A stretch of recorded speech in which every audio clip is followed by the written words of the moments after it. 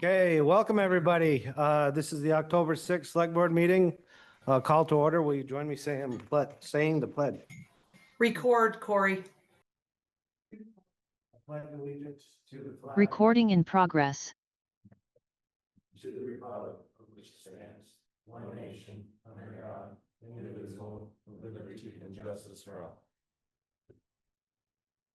Okay, first up are the warrants, and Brian, you have the general fund warrants for the week.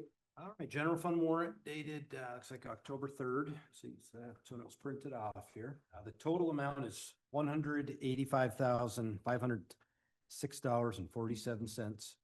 Items of note here, which make up well over 50% of the total amount. About 18% or about 34,000 is workers' comp insurance. 16% is I believe it's our quarterly payment from the AmCare contract. The largest one, again, as it usually is for health insurance, which is about $37,000 or 20%. And 14% is a annual payment of principal to the Vermont Bond Bank. And I was just checking with Anna, we got one more of those principal payments and then we'll have no more bonds on the book as well. So with that said, I would make a motion that we accept the general fund warrant as presented. Second. Okay, any further discussion on the motion? Hearing none, all in favor? Aye. Okay, Jeff, you have 3 payroll warrants. Sure. Yep. Got 3 of them this time around. Something to do with last month being a lot of Mondays, long month. So yeah, I'll just get right into it. September 19th payroll warrant is for the amount of $35,536.69. And then the second payroll warrant dated September 26th, 2025 is for $42,117.72. And the most recent payroll warrant dated October 3rd is for $22,775.68. And I would make a motion that we approve these as presented. Second. Okay, there's a second. Motion and a second. Any further discussion? Hearing none, all in favor? Aye. Okay, Jack, I believe you got 3 miscellaneous ones there, maybe 2. There might be 2. I think you're 1, 2. Yeah. There were 3, right? If I remember right. There's 3. First one, stormwater utility warrant. An amount of $30,480. Second one is the Stonehouse warrant in the amount of $1,371.60. And the last one's industrial park warrant for $385. And I move we approve all 3. Second. Okay, we got a motion and a second. Any further discussion? Hearing none, all in favor? Aye. Okay. Wraps up the warrant. So in your packet, you had the minutes of our September 15th regular meeting and our special meeting on September 26th. If nobody has any changes or edits, would somebody like to make a motion to approve those 2? Thank you, Jack. Second. Okay, we got a motion and a second. Any further discussion? Hearing none, all in favor? Aye. Okay, minutes are done. Public comment. Anybody here for come on up, Diane?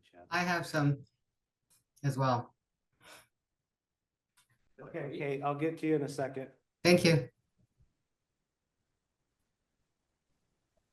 Diane Montaigne from St. Albans, Keller Road. I'm just here about a safety issue concern that I think has gotten kind of pushed aside. I'm talking about the intersection of Lake Road and Kellogg Road. I know the other end is equally as dangerous, but coming down Lake Road, there's no sign saying that you're not allowed to pass. I think we need some kind of caution light, or at least, a new sign. I even thought maybe the town could look into purchasing the Bean property to make so you could see. It's really a bad place. I can't tell you how many times I've turned off the Kellogg Road to go up, and another car will try to pass, and he's right in my lane. And as some of you probably know, several years ago, I had a nephew that died on that intersection. And at that time, I went to the town. They told me it was a state road. And I went to the state and they told me they were gonna check into it, but nothing's been done. And from what I understand, there was another horrific accident there just last night. And I just think the town needs to do something before another fatality happens. I don't think we should wait for another fatality, but that's my concern. I will go to the state about the other end if I need to, but that one's just as bad. So I was hoping you could at least look into it and see what could be done. Thanks. I got another one, but it's not on that, although she's right on that, that's a bad spot. Yeah. Get another one, but I don't know how it's gonna go, but are you guys all done on the this boat launch over here, the old town garage? Is that a done deal? Cause I just wanna say, and I know most of you probably don't feel this way, but I think that's not a good place for that. I didn't go to the meetings or whatever, but I just want to say my side. I think that would, depending on how big it is, I think that's gonna clog the day up. I think you're gonna have boats waiting to get in, going around the new traffic circle, going over. I just don't think that's a good spot for that. Just wanted to say that, once I get it. But, Thank you. thank you. Thanks, Mr. Thank you.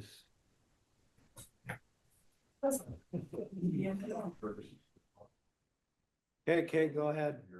Okay, thank you. I live on McGinn Drive and I just want Hey, to can you express, hold on 1 second? Can you just keep the noise down in the audience, so it's your turn to speak, because the minute taker has trouble sometimes, okay? Thank you. Okay, Kate, go ahead. yes, thank you. I live on McGinn Drive here in the Bay. And I want to share that any neighbor that I've spoken to about the traffic down here shares my same concern about the speeding, the excess raceway. And I wanted to follow up and see if you're still considering the speed bumps that were mentioned at the last meeting, because it's ridiculous and it's not safe and it's obnoxious, and we need to find a way to slow people down. The raceway starts every evening at 5 o'clock and goes till 10 o'clock or later, and all during the day on Saturday and Sunday whenever we have nice weather. I know that it's coming to an end now, and that'll slow people down a lot over the winter, but I would like to see us be ready in the spring to put out several speed bumps and seriously slow people down. Yeah, just. Corey Status where. Parent, interim town manager, we've looked into the speed bump. Unfortunately, Lake Road for that amount is too busy of a road to put speed bumps on. There's a draft memo on the select board's desk. Kevin's just been out the last few days to finalize it, our public works director. So speed bumps aren't going to be an option on Lake Road ever. It's just what it is. There's the daily traffic count's way too high. As far as putting a stoplight, speed, you can't actually, it's against federal law too, to put yield signs or stop signs as a means to control speed. So that's not an option. You'll see there. We do have the police chief coming to our next meeting on the 20th. I hope that all of you come who are concerned about speed, and we're spending $2.8 million with the St. Albans Police Department to patrol the Bay Area and to give out some tickets and to do traffic control. And so they ought to be down here doing that. And so we're looking at other options. There's a grant application in front of the select board tonight that would help on the design. Basically, what we're going to have to do in the long term, short term, we've got some options laid out in the memo, including painting in, some markers, basically saying the speed limit to make it bigger. But ultimately, what we're going to have to do is narrow that street. Typically, the research has shown that as you narrow a street, people slow down because, big wide streets seem like a racetrack. Narrow streets don't. So the long-term plan is to figure out the design that Megan's going for, and we'll go into detail, correct me if I'm wrong, is basically to work on that intersection, this intersection over here, building where the potential future sidewalk would go, and then do it in a phase that as we have money, we can build it in a phase, but at least we'll have one design, kind of how the whole area will look and be engineered. And then as voters permit and the select board, approves funding, we rip up the road and make those changes and, create pedestrian places there. But we're still pretty regulated on what we can do with roads. So the memo, it's a 2-3 page memo in pretty good detail. Kevin did a good job, goes into what we're allowed to do and not allowed to do for And speed that control. that memo will be public? It will be, yep. It just, he was in sick, he called in sick today. So Mhm. him and I just didn't finalize it, and he didn't want to make it official until he could be here to answer questions. So I Okay. plan on him being here at the 20th, and I'm happy to share it with anybody now. It's just a draft in a draft form, but he'll submit it for our 20th meeting and be here to answer questions along with the chief. So that, and it's not just this part of town. We're hearing the same concern on Fairfax Street. We're hearing the same, I mean, you can probably go just about anywhere in the town and hear this concern. So we've definitely looked into it. We want to put all options on the table that we're able to do, and then choose the best ones for the short term, the medium term, and kind of the long. The best solution is always going to be the long-term solution, but that takes time to get to. And so what can we do over the next few months and weeks? And then honestly, the number one answer is to have police presence and to have them give out some tickets. Yeah, it'd be nice if they cared. All right, well, thank you for putting your Yep. efforts into it. I appreciate that. You have no problem. Sorry we don't have better news, but Yeah, me too. Come on up, Paul. Just come on up if you want to talk to the microphone. Say your name for the minutes. Ask, put the draft letter on website. yeah, we can get it on the website. That way we all get a chance to look at it before we come to the meeting, Yep. come before ours. Yeah, absolutely. And he's got links in here, so like you can read the reports he's referencing if you want to read them. Fine, that's fine. Just Yep. We can read it, then we know where we stand. But- The other thing is, I see you got a light over on Kellogg. At the other end of Kellogg, speed light. You don't know anything about it? The traffic control, yeah. Oh, the speed car. Speed Is that what cart, yeah. Joe- Yeah. Yeah. That'd be good over here too. They move them Un- around. Yeah, unfortunately, they only have Good one. on Fairfield. So- They move We them agree. around.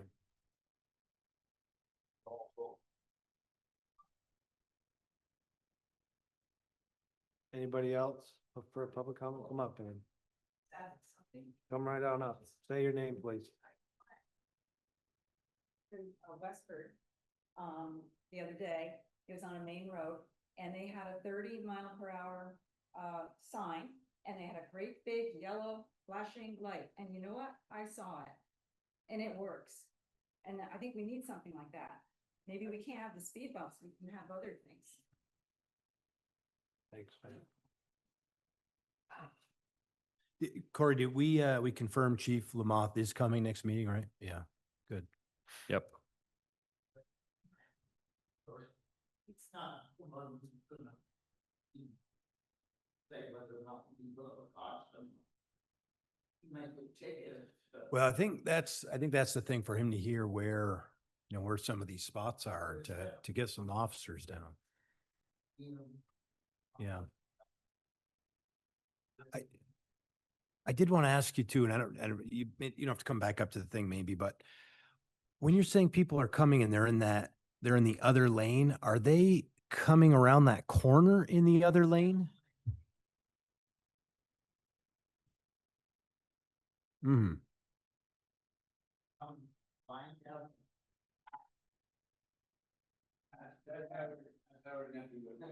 Yeah. I'm saying now, are they coming down Lake, you know, that where the corner is, where it meets, what is that, Church Road there, right? Are they already in the other lane when they're coming around that corner? Yeah, okay. I was just looking on the map and, you know, I drive down it all the time too. I'm just trying to envision that. It's very dangerous. You can't see. I had it Yeah, happen to me yeah. today. I was pulling off, I was pulling out and someone was driving way too fast. You can't see them till it's pretty late. You gotta really pay attention. That's all. Yeah. Corey, can he look into the no passing zone sign on like that road if we posted it somewhere before? Yeah, I mean, at the end of the day, in signs, we can post signs, but for signs to work, there has to be enforcement is basically what Yeah, that- everything's gonna tell you. Yeah.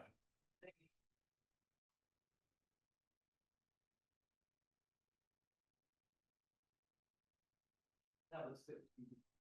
Oh.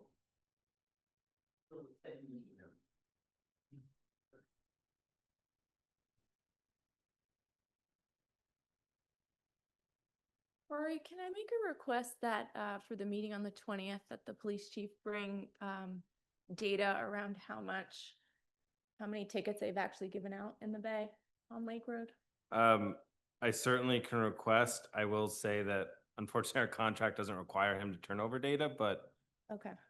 we will make that request and I will get that over to him tomorrow. Anything that they'd be willing to share, I think would be useful just as a point of Yeah, I agree. comparison. Yep. Thanks.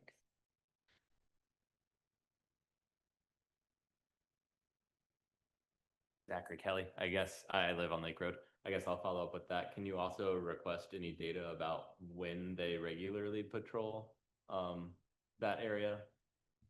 Yep. And like I said, I invite you all to come back and bring your neighbors because I think it'll be really, we're heading into budget season. It'll be really good for the police chief to hear. And we actually also have Franklin County Industrial Development Corp speaking after that. While they may seem disconnected, that's the mayor of the city who runs Franklin County Industrial Development Corp. So the mayor will also hear our concerns about policing in the town for that meeting. So. Thank you. You're welcome. Okay, anybody? We're at conflict. No, it's not. Anyway, anybody else here for a public comment? Okay, we're moving forward. So next up, we have A.M. Peisch is here to go over the 2021 and 2022 audits. Hello, everybody. Hello. Hi. How's it going? Good evening. Good. I didn't know how you want me to go about it or. Just a brief overview and, I want to start out by saying thank you for getting this done in a Yeah, timely well, fashion. I apologize for the timeliness of it, but like everybody, the COVID really put us through a loop for a couple of years. We got even Yeah. a lot of our audits and we did get it done. The 2021 is pretty much basic from all the other years. The one that had a lot of changes was 2022 because you did start a new stormwater utility fund, which is a totally different, considered an enterprise fund, so we gotta account for it differently, but it's a whole another 3 pages of reports that we gotta add to it, plus adds to the government-wide statements also, so. The 2021 was pretty much standard from all the other years, but the 2022 had a bunch of changes, and plus 2022 is when you put in the New town hall. or Lease, right? well, the town garage and the town hall is still in process, so that went on to 2022. I don't know if you want me to go through some of the numbers or if you. Yeah, you can, I guess, or whatever. If there's any major highlights or stuff that really sticks out to you. So basically the first. If you look at the first 3 pages is the auditor's report, which indicates that we gave you a clean opinion. Everything looked good and there's no deviations from the norm. And then the next 10 pages are what's called the management's discussion and analysis, which typically the management will do this, but we pretty much do it. You know, going forward, I'm sure the your next auditor will request for you to do this management discussions and analysis. You know, instead of the auditors doing it. We've always provided that as a service, but it's really should be done by management. It's something that we could easily give you a template from what we did, and it's all on Excel and Word. Someone can get that done. Yep. Pretty easily. Page 12 and 13 it's considered the government-wide statement. Well, basically we have three sets of books. We have your budgetary basis, then the GAT, if there's generally accepted accounting principle basis for your governmental funds. And then they have what's called a government-wide fund, which is considered GASB basis. We basically have to keep three sets of books, even though Anna only has one set of books, so we have to make adjustments and account for those. The government-wide, which is page 12 and 13, is basically makes it look like you're a business, and it'll show your fixed assets, what all your depreciation is on the fixed assets. Plus, this shows all your debt. A typical governmental funds doesn't show like you're actually owe, but this one shows, you know, this under liabilities, you got non-current liabilities due within 1 year of 276, which is mostly bonds and notes in your accrued compensated absences. And doing more than 1 year is 2,994,000. Most of that is your net pension liability from your municipal pension with the state. They give us a report which we have to account for on your government-wide statement, which indicates there's under deferred outflows of resources up above. They have their measurement date is a year earlier, and that's why everything's based on the year prior. And then we have to take out what contributions you made during that year. That's what that deferred for pension contributions made after the measurement date. That's basically a whole year's worth of contributions that you made in 2022. That doesn't get reported in expense. And then we adjust for it, for all their adjustments to put monies into expense. So it's a pretty, we have to make about 15 adjustments just to make that work that they give us. So the pension is what causes the biggest liability. Then, And is that, can I ask, is that the current VEMR's pension, or is that a pension from the old days? that's the Beamers. Okay. They So give us, it's my belief that any underfunding they have, they split out among their members, correct? right. And so technically, if they. Oh, so that's not necessarily derived from our employees necessarily? That's just, I don't think so. I think it's a kind of a share based on.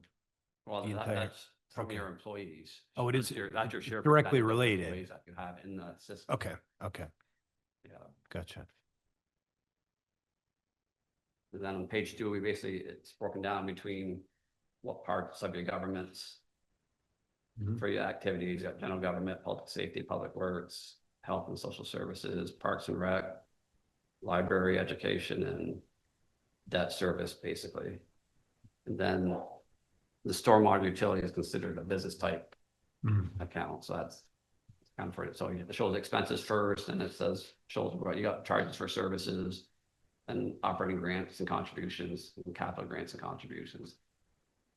And then down below, you got your property taxes, your local option tax, and then any investment income come down to, in the government wide, it showed a change in net position of $887,000. Yeah, I was noticing that too, just looking through. So just for everyone else who hasn't, if you haven't looked at the audit yet, right? You know, from 2020 to 2021 and from 21 to 22, our net position increased by about 800,000 each year, which is again, the right way to go. It's always nice to see that. And I was looking too, I found it interesting, not that we have debt of $105 million, but it's saying that we would be able to borrow up to 105. That would be our borrowing power, so to speak. So Not that we're advocating for that anyway, Yeah, but because your town, for what you have in your town and have the small amount of debt that you have, that's not the case in most towns that I look at. You guys are. Yeah, funded this- really, you yeah. guys have funded it really well, especially with all your other, the infrastructure development fund, the fire department sinking fund, all your sinking funds. It's gonna, help Yeah, out the cost yeah. of your replacement too, and then that, the local option tax definitely helps out too. Yeah. So to have the debt that you have, the minimal debt that you have for this town, you're doing a really good job. I think most of that, Anna, correct, is at 2.5%. The rest of our debt on this building here is at 2.5%. Is that our interest rate on that? Yeah, so not that shows up necessarily on the balance, but it's another nice piece. And guess what, just one more question. As I was going through in one of the management letters, it had a discussion on deficiency in internal control, also defined material weakness, and then also talked about a significant deficiency, 3 different things. It looks like there's no significant or material weaknesses here. I saw a discussion of, in the past, you guys made recommendations and we Yeah, there's made some them all, impacts and stuff, but implemented them. the past couple of years, it's been, the only one because there'd be a material weakness is that we prepare the financial statements, which in a big town. Said big it's city, small, yeah. They have someone prepare the financial statements. And that's the only, That's the only one. I don't think that Weakness, came up yep. there. In years past, we had some issues, but past couple of years, it's been pretty clean and, the management letter, if you didn't see on that, we didn't have any new findings. We just, had some findings for, review of the bank reconciliation Yeah. not being signed or initial, so we couldn't verify whether it was actually done or not. We know that it was being done, but just putting initial on it and the date of when it was done, what we recommended, it was being done the following year. Mhm. And then, in 2021, the public works director wanted to defer expenses to the following year, even though the amounts are already paid, so you really can't defer the expenses if you've already incurred the service. And that's why I think also in 2021, there's been a couple of years where they have approved the paving bid. And just to help them, sometimes they'll come in June to do the paving, which is for the subsequent year's First year, yeah. bid, but it was done in June. So for our gap purposes, we have to account for it in your year that it was performed. Yeah. And are there any of those things that are incorrect in our records, or have they all been corrected? They've been corrected up and, we correct them. I'm not sure on the last couple of years how it is, Gotcha. but Okay. Thank you. I don't know if you have any other questions or concerns. Just one more question. Does that always happen when you come talk about auditing stuff that half the audience leaves? I'm just kidding. No, I mean, the bottom line, a lot of numbers here, a lot of stuff, and it gives us And- confidence that, you're saying everything's being done right. On page 52, Mhm. that'll basically gives you, eventually it'll be a 10-year history of your pension. Yeah, it's 8 right now, right? It's 8 right now, and then it'll be caught up once they get caught up with the audits. But it shows what payroll was covered by the pension, and what the liability, you can see where it actually had a really good year between 21 and 22. So the net pension liability went from 820 to 475. So that's a significant reduction in your pension liability. And the plan fiduciary net position as a percentage of the total pension liability, where it shows 86%, that means telling you that's 86% funded, so it's 14% underfunded. Yeah. Why would, right, 2020, it was about 550 or so, 550,000. Then 2020 went to 820,000 and then back to 475,000. It doesn't seem like the 475's out of whack, but the 820, right? there a reason that you think Well, that's that's so high? probably right after COVID and. Yeah, the- 'cause the I think markets, the markets went down, so the value, the fair market value of that pension portfolio. That would have been July of 2020, Brian. Would have gone June, down. end of June 2020, so the market Mm. probably got hammered. Markets were back by then almost. Yeah, weird. April's when they got hit, but Yeah, but they came back pretty quick. It just, okay, so that explains it. And these Okay. are like the, Interesting. based on the year, basically on the year prior to a lot of times, so it's like a Gotcha, year okay. behind Yeah. on the pension. So it's a snapshot in time, but it's looking back. Yeah. And, okay, that makes sense. Well, I think it's interesting that probably I'm the only one that was around when we were fighting over all those things like sinking funds and putting money aside for trucks and, you know, not wanting to raise the tax rate and local options tax. Hours and hours of discussion on whether we should do it or not. There we are 20 odd years later, we're in a pretty good spot. We didn't have a town manager, nothing. We just, the select board met and opened the mail and did our thing and went home. And it was what it Yeah. was. I remember when you originally put those impact fees in place Yeah. too, and they're the whole capital budget. Yeah, that they put in that was place. all new there when I first started serving here. That was just, nobody does that, you know? We did it and it seems to be working out. But yeah, if you have any other questions, feel free to ask, or you can always. Can't wait for the next one. Yeah. That's all. I don't have any questions. Anybody? No. I do want to thank Ann Peisch and Chris and his team for doing this. They've been our auditors for a number of years. We are unfortunately moving on, I think just with their capacity and kind of what they're doing, but thank them for getting this done and all the work over the years in service to the town. Yeah, Well, I will absolutely. say, what I could recommend is that for the next auditors, that it would be a good idea to hire independent contracted accountant. to Mhm. Maybe come in and get your records up to year-end auditable numbers. Yeah. So yeah, any recommendation like that, Chris, if you want to shoot me an email. You know, and that's something I think that we could do.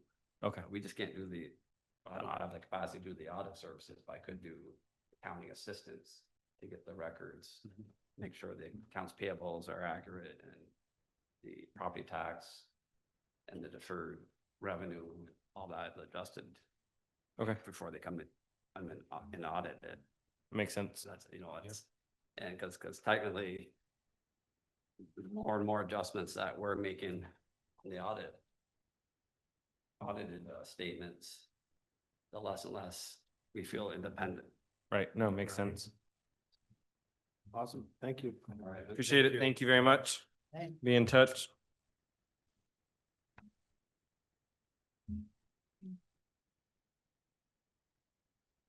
Okay, next up, we have Trish Denton from St. Albans Museum. And I guess you have a brief presentation. I didn't have a packet. I sent Jen some. I think we got it in our, Yeah, we have the digital copy. Oh, okay. Sorry, I could have brought. lots of pictures and colors. We'll Yeah, just, I got it. we'll get through this. Hi, Amanda. Amanda was on our board until recently. I don't think I've met any of the rest of you here, but I've been the director of the museum since last November, so it's been about 11 months now. I feel as though I'm getting to know. Trish, can I stop you real quick? Yeah. Pam and Anna, can you like refrain from talking? We're trying to listen up here. Thank you. Go ahead, Yeah. Trish. I feel as though I'm getting to know the city very well, but I haven't gotten to know the town as well. So I'm definitely looking for opportunities to come down a little more often. And I feel like just being here for a few minutes, I'm learning so much. I have done some research because we created a new exhibit this fall that opened in our Bay Room. And so I invite you all to come up and check that out. I'm just going to kind of go through where we are now and what the museum is up to. I'll speak for 5 or 6 minutes or so, and then ask you if you have any questions that I can win on. So the mission of St. Albans Museum is to preserve and present the cultural heritage of St. Albans, Franklin County, and northwestern Vermont. We share our community stories through exhibits, education, community programs, cultural events, and performances. A hub for community-based research, we elevate both the historic and present-day narratives of our local communities to highlight our contributions to the broader field of American history. So we're really using what's happening now as a lens to place that on a timeline of how it connects to the broader canon of American history. The current vision of where the organization is now, there's been some iterations. Originally, we were a member-run historical society. That is not really a model that works as a business in 2025, especially if you are the stewards of an 1861 historic building.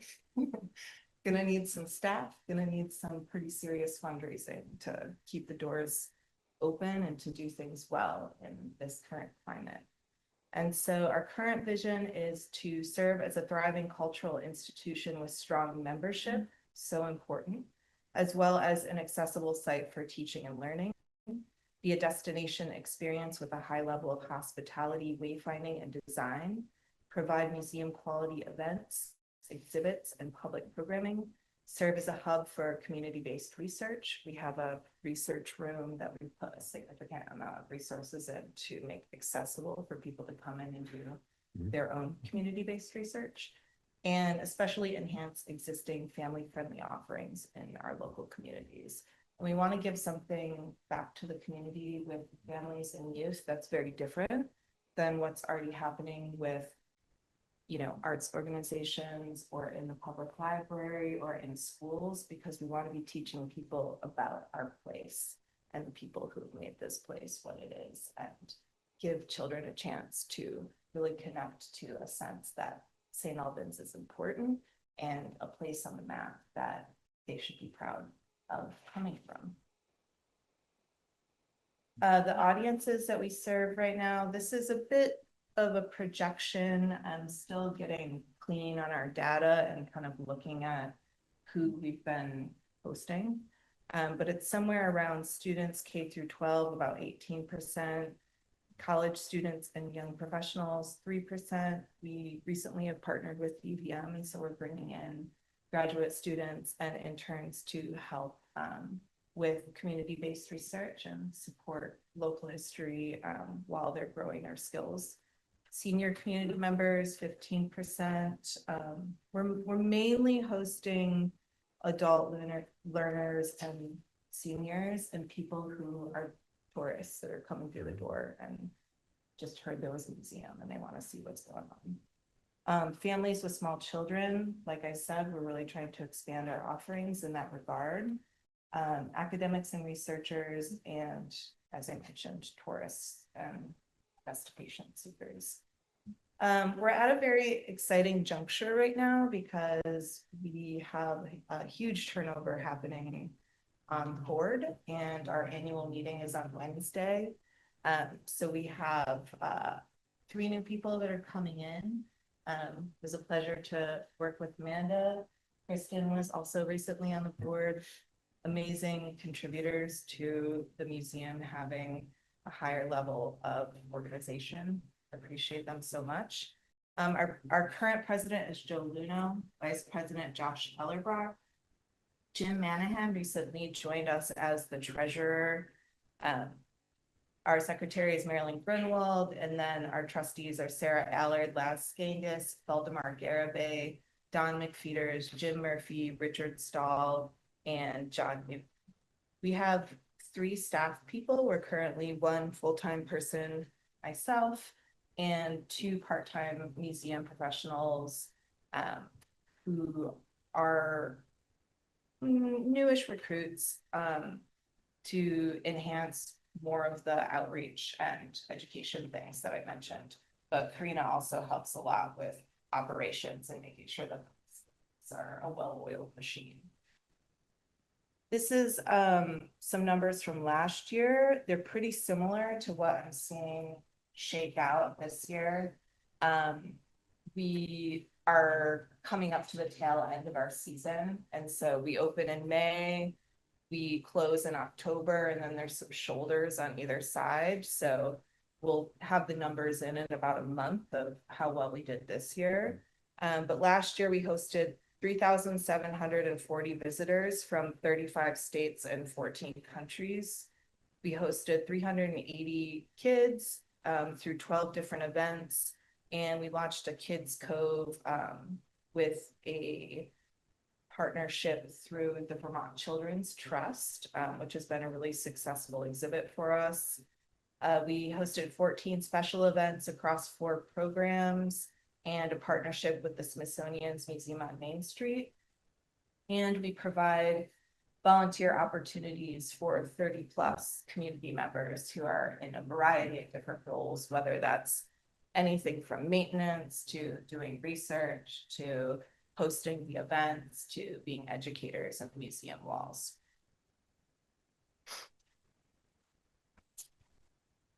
So what is the purpose of St. Albans Museum today?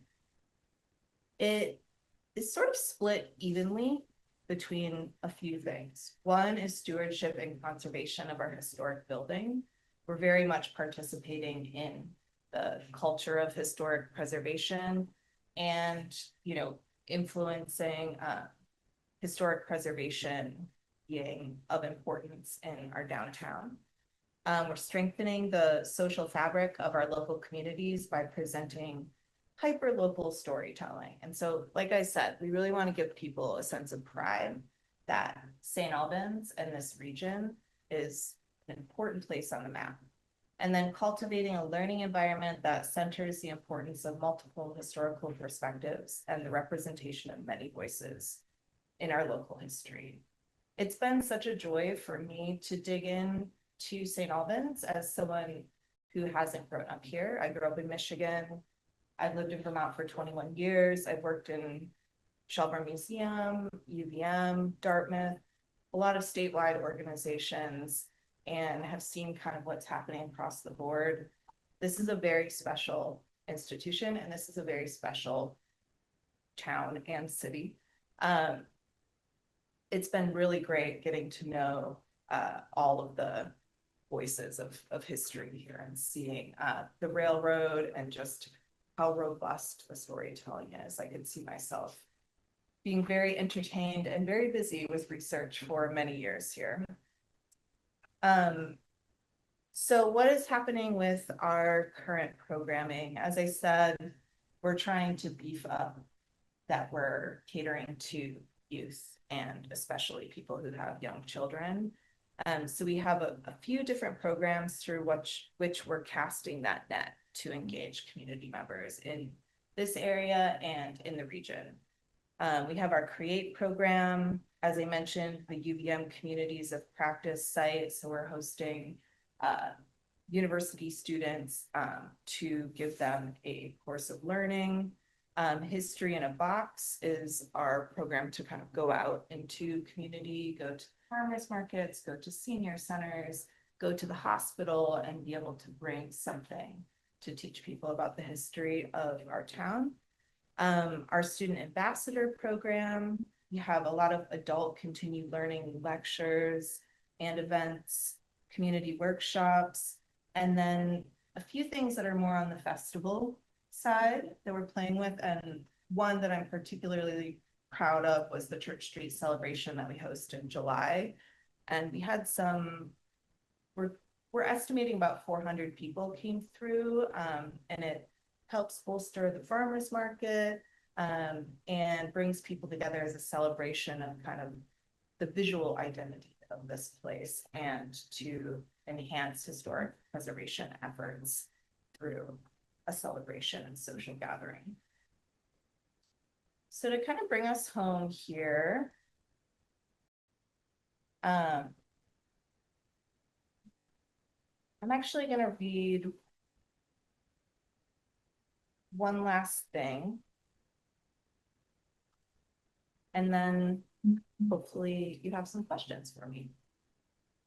So the stewards of our region's original public school, Sam sits on a St. Albans site that has been a continued place of learning for 225 years. It was from the windows of this building that students watched the northernmost action of the Civil War unfold in 1864. This site houses much more than a repository of community memory. It holds the stories of all area residents that passed through the Church Street Academy from 1800 to 1970. Sam holds the stories of all the residents and volunteers that have contributed to the research and community storytelling of this locale since 1970. With our annual average number of visitors at 3,500, Sam holds the stories of the 200,000 some guests that we have hosted over 55 years. With an annual average of 40 private events a year in Bliss Memorial Auditorium, Sam holds the stories of all those that have attended graduation parties, baby showers, bridal showers, weddings, memorial services, etc. Sam has been a powerful site of memory and a powerful site of learning for centuries. Continuity is our strength, and with this legacy, we strengthen the social fabric and sense of community for all that live here.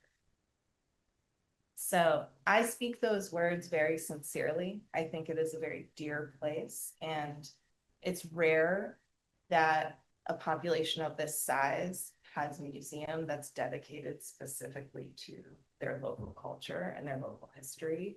And so I'm very motivated to see that Sam is successful and has that continuity and longevity, and is a place that is useful to both the city and the town in a variety of different entry points for members. Any questions? No, I think at some point, we have a kind of a wall of honor here. We'd love input on how to make it better, but also think of if there's anything we could do, especially when you're done with your exhibit on the bay, we can host any of the stuff here. I think folks, you know, we have traffic in and out of here, and even in the Port Washington room, you know, harkens back to the history of the bay. I don't want to speak for you guys, but I think it'd be nice to, you know, work with them to have historical pieces here if possible. Absolutely. And we, all of the images from our archives that are in the current Bay exhibit are reproductions, and we made extra copies of them and set up a mini exhibit of it in the rest stop area that's on the way up here. So very easy to go to the UPS store. They have incredible high level printing there. And I've been very pleasantly surprised to get things printed on craft board or poster board or framed, whatever works with your setup out there. I actually attended the 7th grade at Church Street School. You did? Yep. So many people that I've met have said that, and that's just so special to me because, like I said, I feel like, you know, we're hosting the museum that's been there since 1970, but we're also keeping the doors of the school open for people to come and revisit their memories there. A lot of fun. Gym was a little shaky on the top floor. We all got jumping around. Well, I assure you the building is still quite shaky. Oh. You're becoming all too aware. Great, well, thank you so much for having me. It's good to see people after 5 p.m. staying the course. It's very admirable, and I appreciate your time tonight. Thanks for coming. Yeah, thanks for Yeah, coming and thank you so sharing. much. So.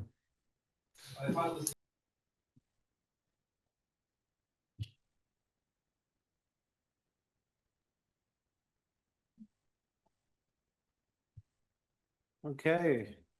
We got a planning update from Megan.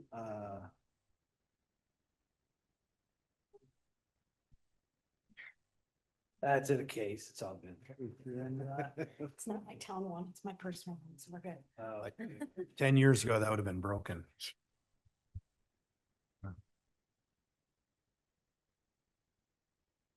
You want me to start with the appointment? Yeah. Okay. It was under you, but I figured, yeah. That's perfect. Okay. So we have Kristen Barkland. Come on up. So you are seeking appointment to the planning commission to fulfill the seat of Al Vogel. Yes. Those are gonna be some very big shoes to fill. Yep. Well aware, I'd be so honored to take his seat. He was a very dear friend of mine, so I've learned a lot from him over the past 2 years. You just want to give us a brief Yeah. overview and So kind of to echo what Trish was talking about St. Albans, the town and city being a very special place. And what Al mentioned in his letter, if you had a chance to read, was that we met after I relocated here from California via Virginia. I grew up in Virginia, but I moved to California and met my partner there. And when we went remote, we had a lot of choice. Like we went to Colorado, we went to Oregon, but we chose St. Albans, Vermont, because it is very much the place that we see of like the future of what it kind of harkens back to like the way that I grew up in Virginia where people used to wave. When I moved back to Northern Virginia, it's a suburb of Washington, DC. People move really quick, kind of what they were talking about with that road. They drive real fast now. They don't slow down. They don't wave to you the same way. So it reminded me of where I grew up. And it also showed us Virginia is not, the middle of Virginia, it depends on where you are, is not as progressive in their recycling and compost. And here it was like built into the systems. We moved here, we had Casella and we had recycling right out of our door versus we were taking it ourselves in Virginia. Just to give a little bit of the reasons why we moved here. And since that time, you know, learning from Al and hearing where this place has been built up from, I really do think that there's going to be a lot of young families who are going to want to move here in the next 2 decades or so. And in order to accommodate that kind of population growth, you need to be very sensible in how you plan. And also, I've already seen it happen to my hometown where they lost their character. You know, so you need to be very thoughtful in planning for the future. And that's where I'm coming from. okay. I didn't catch right off that this was a letter from Al. Yeah, when I submitted Yes. application for the, Reading it quickly, and I Yeah. thought at first it said that you had 40 years of experience. oh. guys Would that be, I read would look that. amazing at my age. I slowed down, so. Okay. Having said that, would someone like to make a motion to appoint Kristen Barkland to for a 2-year of this 3-year unexpired term on the planning commission? Second.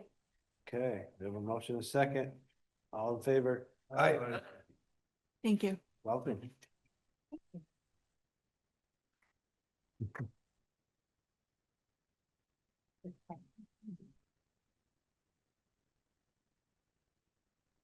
So,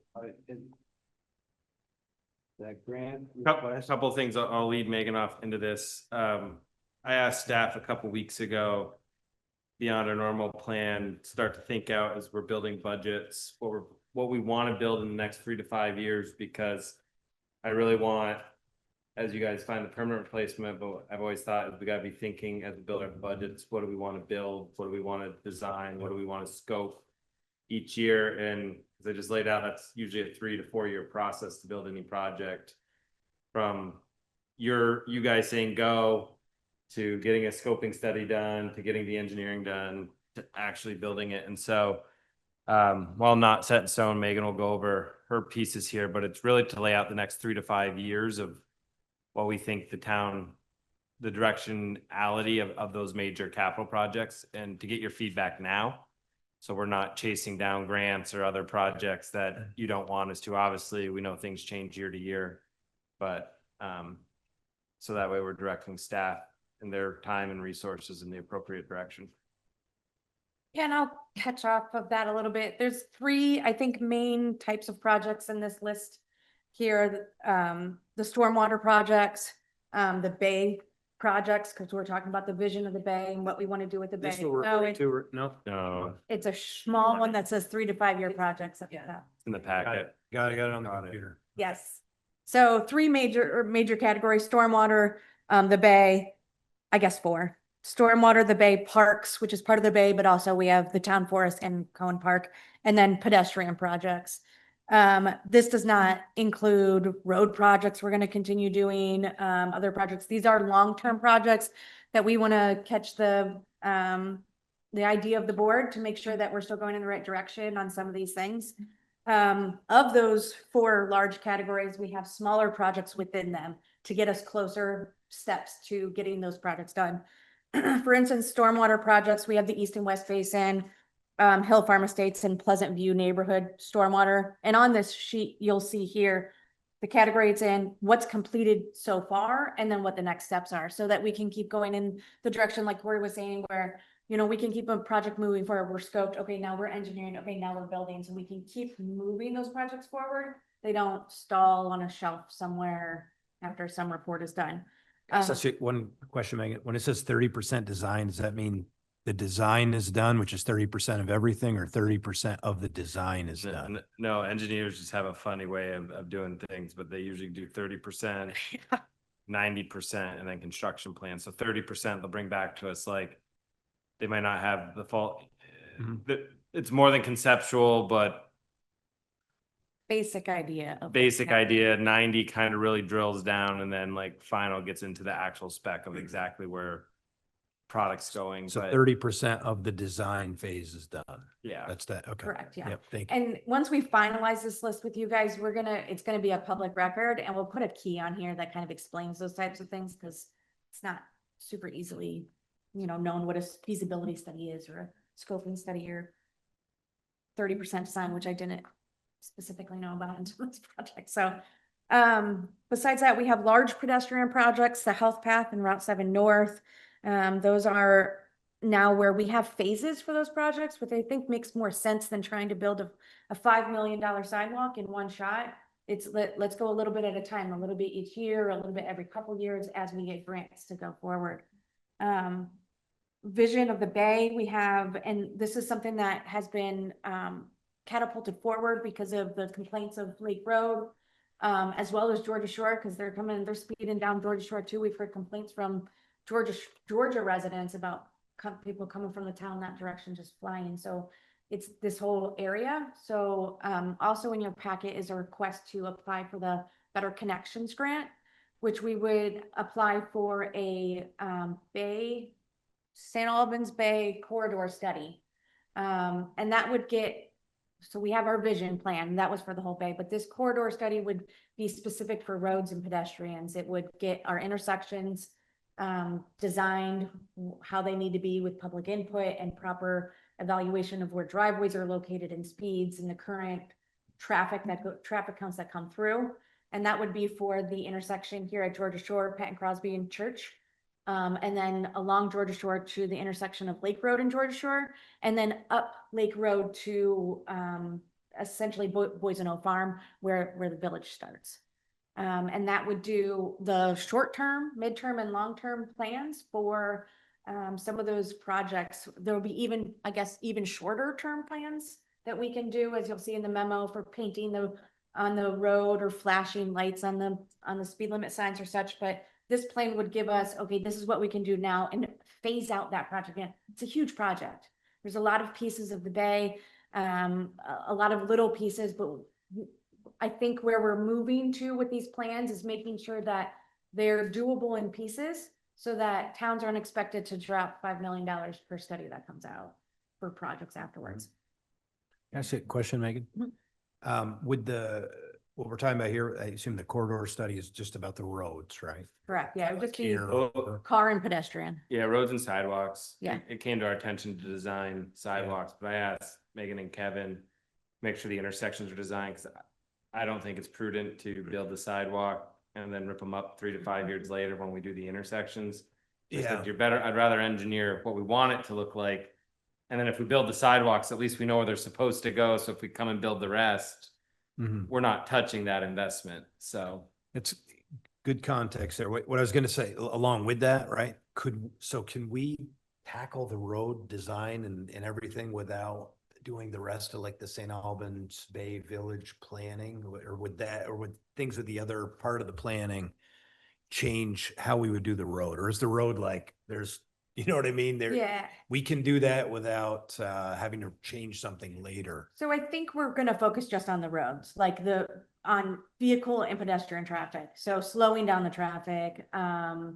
If we need to reduce some driveway entrances to businesses, where the sidewalks are gonna go, how the pedestrians are gonna get from here to the bay, or to like the park. It's gonna, the planning vision portion of it is, that plan is great and it'll stay still, but this is kind of just the transportation portion of it. Okay, all right. And there are other projects that we're looking at moving forward, much smaller projects.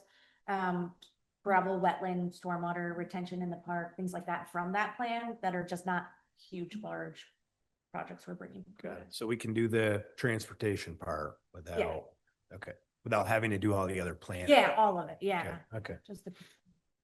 okay.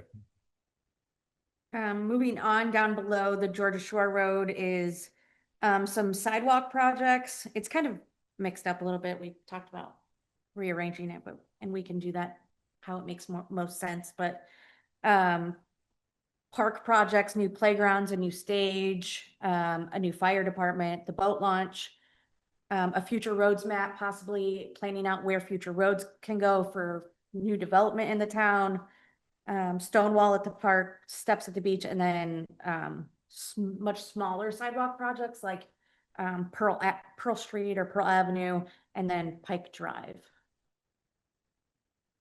So these are.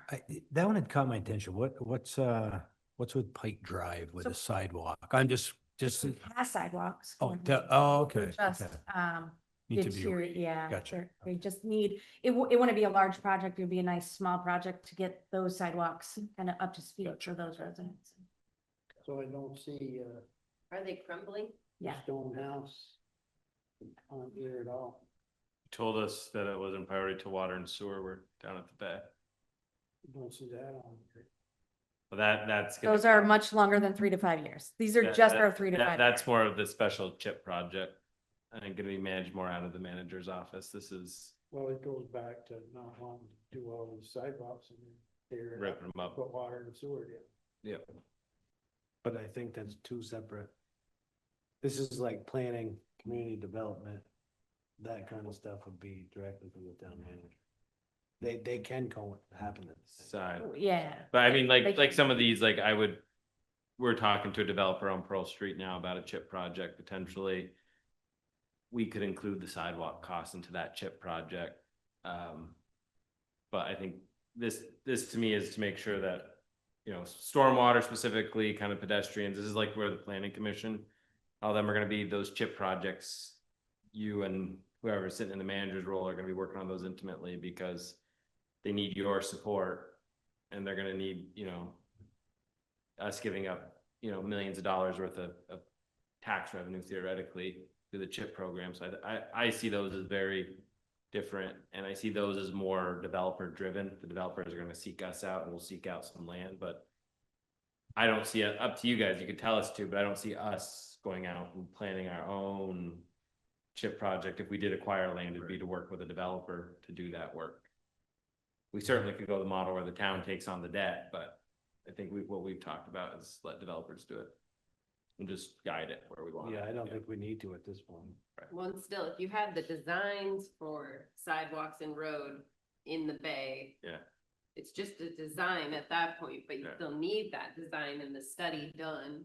And then you can be like, oh, we also need water and sewer, let's add that in, but you already have like, But- the initial design. But to Jack's point, I mean, we're digging out old sewer studies because one of the developers asked for our old sewer studies to see what they would have to potentially size their sewer to, and so those are all, things we need to probably bring together at some point. Because if we are ripping up the road and are gonna put sewer in here, we probably should do Yeah. it while the road's ripped up, Yeah. to Jack's point. So I got a question. We did a village master plan a year or so ago. Yeah, just. Like, what did that encompass that this new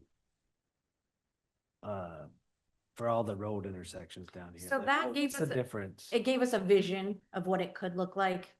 We've talked a lot at staff level about, can we use that as our scoping study? We evaluated the data that they used to come up with their designs, and we felt, Kevin and I as professionals felt like it wasn't enough. There wasn't an actual review of like the driveway intersections with the road where a business driveway or a whole business parking lot is open to the roadway.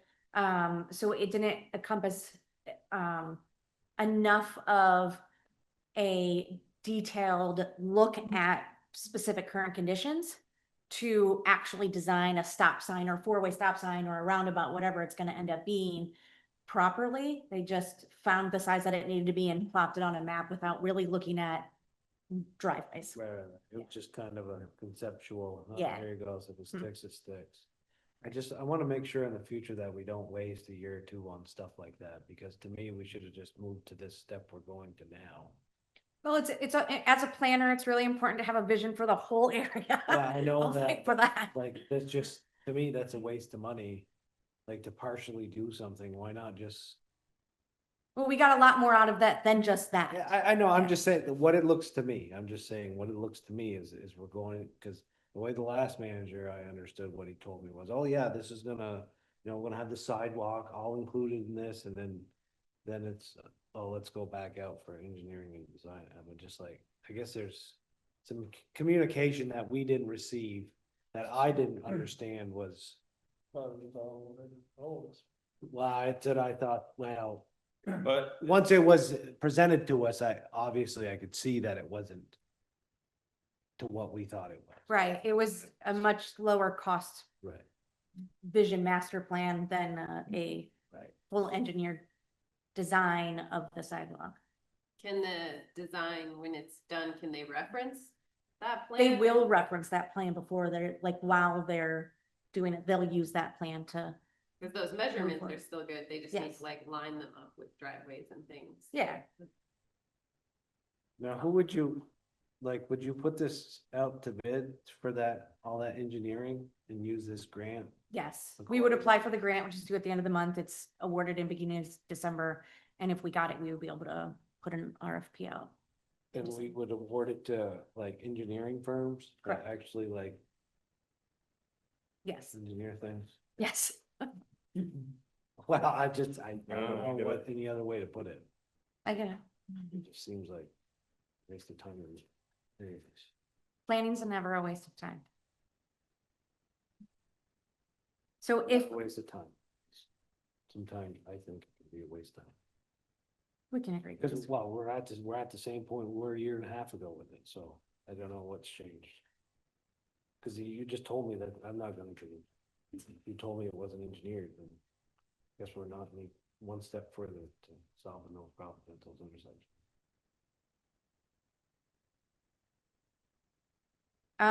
We can add the stone house roof if the select board would like to this list. I just would like make sure that staff has the direction that you guys, or make sure that you guys are comfortable with the direction staff's going with these levels of types of projects. I mean, depending on the historical preservation committee, like if there was an alternative to like getting a slate-like roof or something that wasn't $1 million, like I think that is something that like maybe we need to look into as a stopgap if we're waiting until water and sewer gets down here, because that building is important to many residents. That might be something to add. Well, it's just gonna keep getting worse. if Yeah. We don't get on it. You know, you don't wanna wait that was kind of Laz's recommendation. 10 years. Let it get worse to the point where Knock it down. either knock down or historic preservation, you can have the real conversation of it's now a knockdown or we fix it the way we can afford to fix it. Yeah. Yeah, they're not willing to budge. Where are we in that cycle? They're still, Did they ever call you back? no, they still are they still are doing the, they want us to restore it to historic. So what, I always ask this question, what enforcement authority do they have to say, we just do it? fix So the in, thing? in Bay Park, we learned this, I have not confirmed this, but when I was with the town previously as director of operations, we, in our agreement, we took over the bay, had to keep up to date with permits so that I think theoretically they could take the Bay Park back. I don't think the state would, No, but that would be the one mechanism I think they'd have over us. you should have seen it when you took it over. We'll be getting it back, Maybe want to give it back at a new building and then go lobby them to take it back over. Like, I'm wondering if like you just don't park one of Wright's excavators at the side of the door and say, okay, we're ready to talk or tear this thing down. Like, we gotta make something happen here. $1 million is not Feasible. reasonable. I mean, you can get metal roofs that look like. You do all kinds of Slate, things, I mean, but And what are they gonna do? Yeah. cause if the town folks value that build, which we think they do, then we need to do something with it, or they will stop valuing it. I think they value it based on its historical context, not because of any of the amenities in it, you know, but gotta do something with it, or we can make a nice building there. Yeah, or less.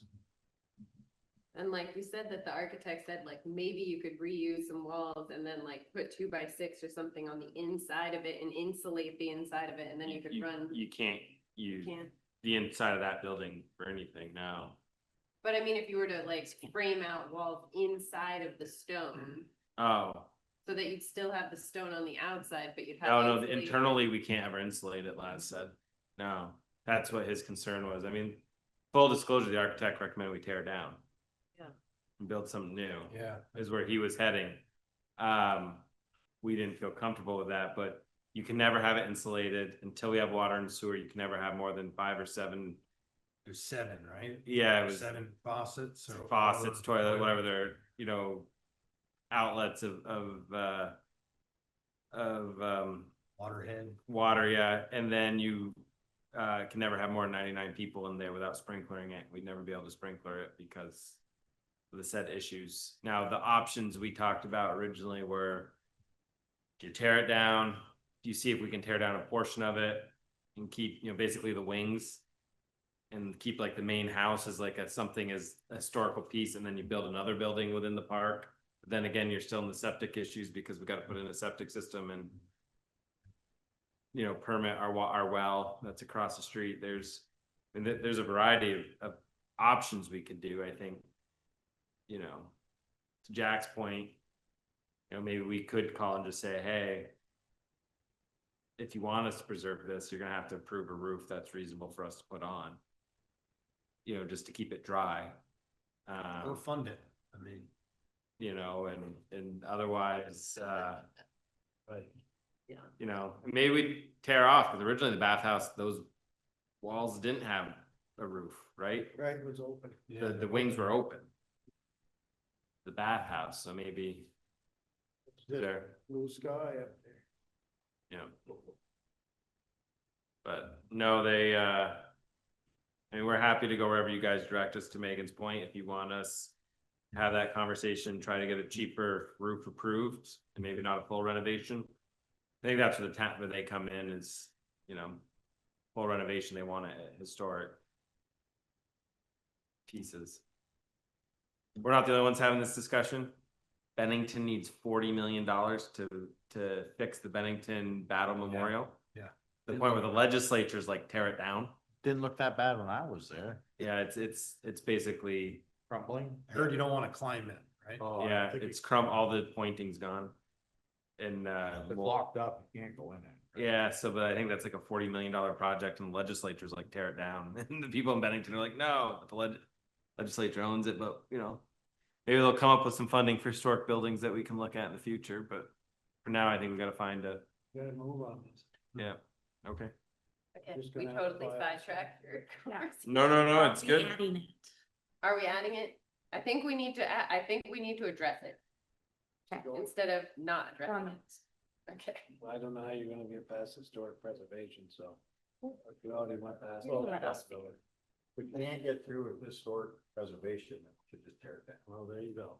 So I mean, you can have many conversations as you want. I think Sean had some. I know you've reached out to him, but whatever, if you wanna keep kicking the can down the road, but. We have a former select board chair who oversees historic preservation. Maybe I'll talk to them, put pressure on, see if there's a solution. What's that, Kate? So is everything else on this list seem like good priority for staff to move forward? Can you explain a little bit about the playgrounds? Like what's the motivation behind them kids, I guess? Yeah. for the- But there is playgrounds. It would just be upgrading what's there. Certain items are really old and dilapidated and need to be replaced. This wouldn't be a large, huge project. It would be, it's just a wish list for the Parks Department. It would be less than $30,000, I bet, for the new equipment. It would be nice to have down in the bay, something similar to Hardock or Collins Prairie, like a 2 to 5 age playground area, and then a 5 to 11 age, so that the bigger kids are a little separated from the smaller kids. And then can you speak more about the stone wall at the Bay Park and steps to the beach? Yeah, so the stone wall is the seawall. That's Yeah. what it's called, seawall. And it's gonna need to be replaced or repaired in the next couple years. It's gonna, according to John, is gonna be a costly venture. So it's something he thought we should start looking at now to figure out what it's gonna cost, if we could get grant money to fix it, if the state will even let us fix it. And then the steps at the beach was something that was put in without permitting, and the state forced us to take it out, but it's something that I think steps and or an ADA accessible ramp would be, or. The ramps were put in without permission. Right, because the steps are still The there. steps are all falling apart. Yeah. Along with some of that seawall, we repaired long stretches of that years ago. Island Excavating did it. Yeah, The steps were brought up probably 3-4 years ago.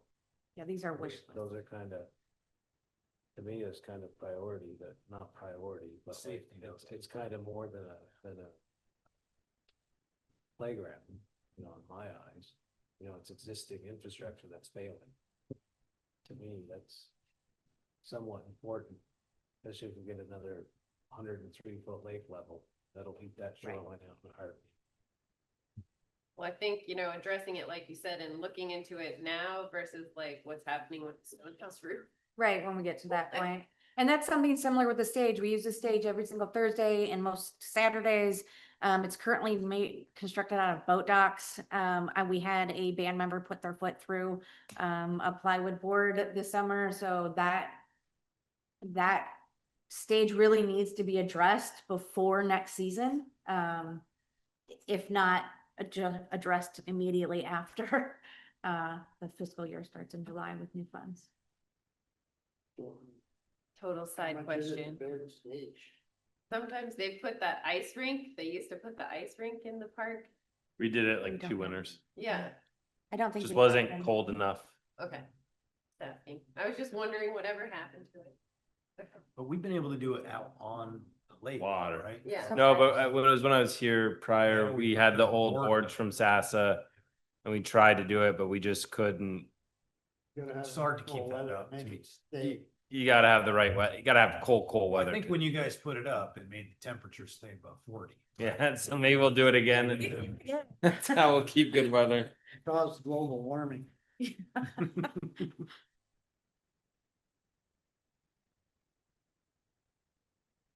I mean, I support all these things. Do you want them in order? Yeah, You I want mean, to I'm put them putting level of But importance I down. think really what Yes. the reality is when we build your budget, that we come back to you in a Talk few about it. weeks. There'll be items in the budget to address these. Now, some of these they're not gonna all get addressed in year one, but it's, we're probably not doing the stone wall next year, but if we go out and get a Right. bid, it might be something years out, but we know it's a directionality, because I want our budgets to have purpose to the actual projects we're planning on building, not just $40,000 for engineering, not just, you know what I mean? We don't have that money mapped out. I want there to be more directionality. And Means there's have been an all end. talk for several years now about the dock. That was a big ticket Oh, item. Yeah, the dock. Yeah, the We dock's need that, Megan. We have small projects planned for the dock, not fixing it, because that's a much longer than 3 to 5 year project, I think. But small projects that came out of the vision master plan to make that dock more usable when it is above water level. Things that would be removable by the Parks Department. that dock's probably a $3 to $5 million project when the time comes. Used to be a million. My understanding is when it was redone in the 80s or 90s. It's been the 80s. 80s, and they didn't some of the bars, they didn't do the ties the right way. There's an engineering report. I'm just using memory from when I was here prior, because we got one of those earmark reports from the feds and we only had a week to put some together, and we put together a dock proposal for a new dock. Didn't get it, but it was we had a study on, basically they got to dig it back down, I think to like 65 feet of water elevation and then rebuild it because it's a pier. Yeah, it's piles. Yeah, pylons, and you gotta go down and fix them and then build it back up. And then I think there was a plan to raise it so that it wasn't sunk in most of the spring Yeah. and usable year round. Yes. 100 feet. I think it should be somewhere on the wish list. It's to, like- included, and you guys will see this next month, but in the capital improvement plan, there's a section for much larger future items. That's the place where the water wastewater is, with the dock is, the stone house is in there. And then wish list items from the roads department for culverts and bridges and flat bridge, stuff like that. I mean, that has historical significance too, that it used to have a ferry and, Yeah. But it wouldn't then. yeah. Say we can borrow 105 million. That's Joking right. there. Let's Just do got to it. go ahead. We don't have to do that now. 75. That's what it would take. I'd probably do all of that stuff, but in time, it's the priorities and where do we want to put the money and where can we find grants? I think something like the dock, honestly, is something we talked to the congressional delegation about, because something like that, the dock, to do any one of those, it's, What about our guy down in Washington?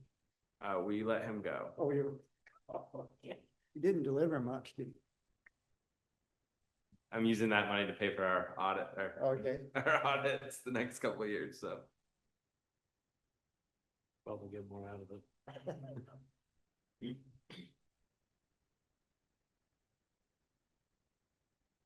Yay, sidewalks. I like the phase it's broken down well. Yeah, so the grant though, if you guys are okay with applying for that grant, I do need, I guess, with that new grant, not new grant form, but the grant form, we would need signature because the. Our new grant, this is our first grant coming through a new grant policy. I Yep. approve it. We're bringing it to you. So that way you know what we're applying for, to that we have alignment on what we're trying to get engineering funds for and what we're spending our time on. Because beyond the $75,000, this will take up a good amount of Megan's time and Kevin's time, working time to work with the engineer to do that. That's all that would cost is 75,000 to engineer those spots. It's to the do, max like- of the grant. That's the max of the grant. Oh, Then we'll go out to bid and then see. I was gonna say, because that doesn't seem nowhere near enough, So just an observation. Yeah, so, would anybody like to make a motion? Yeah, you sure can, read it.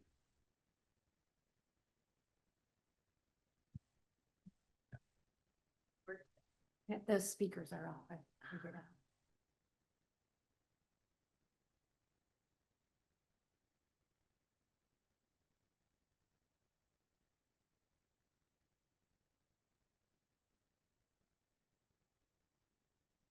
What's our match? 20%. 20%. You need a motion? Yeah, I'd like to make a motion that we approve this grant request for community development. In the Bay Area, Georgia Shore Road at 2 intersections of Lake Road, Patton Crosby, Church Road. Yes, As amended. so moved. Anybody want- Second. Perfect. We have a second motion. Any further discussion? All in favor? Aye. There it is.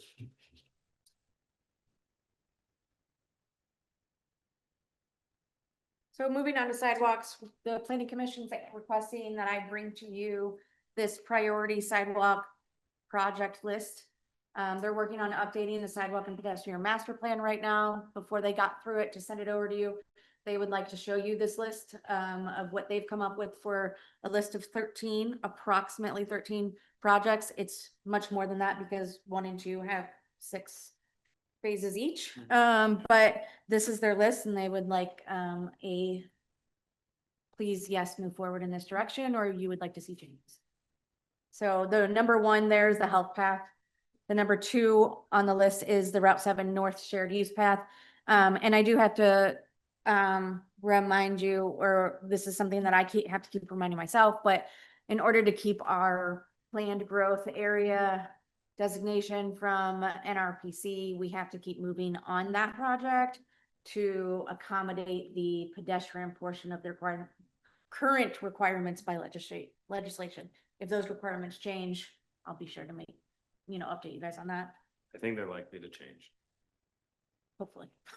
One Like could hope. Swanton and other, it's not just us, there's a lot of communities, Georgia, Swanton, just in Franklin County, but others across the state that aren't able to get into this new Act 250 mapping because they're not building those sidewalks. Or they Yeah, don't but have. we're in a housing crisis, remember? But let's handcuff the towns that actually want to do work. Yeah, but Like that's just, what the it's legislature. so upsetting. But I think Anyway. there's momentum to make that change. Yeah, I hope. Beyond the two large projects there, we've identified about 11 additional sidewalk projects based off of public input. But we had quite a few members of the public come and talk to us, which was great. 3 alone at one meeting, which is crazy for the planning commission. I was gonna ask you that, Megan, and it's probably in the next, whatever report that you come with, but what criteria was used to kind of, gauge what order they would be in? I mean, to me, the top one that you have, number one, the Sam's Health Path, to me, that's the most important one on here to me. But the rest of them though, for other reasons, is it number of people it might serve? Is it, It's safety? Is it cost? a bunch of things. One, it's a combination of the previous list that they had. So we're amending that list. So we're starting with a base. They did remove some items, some that we built, yay.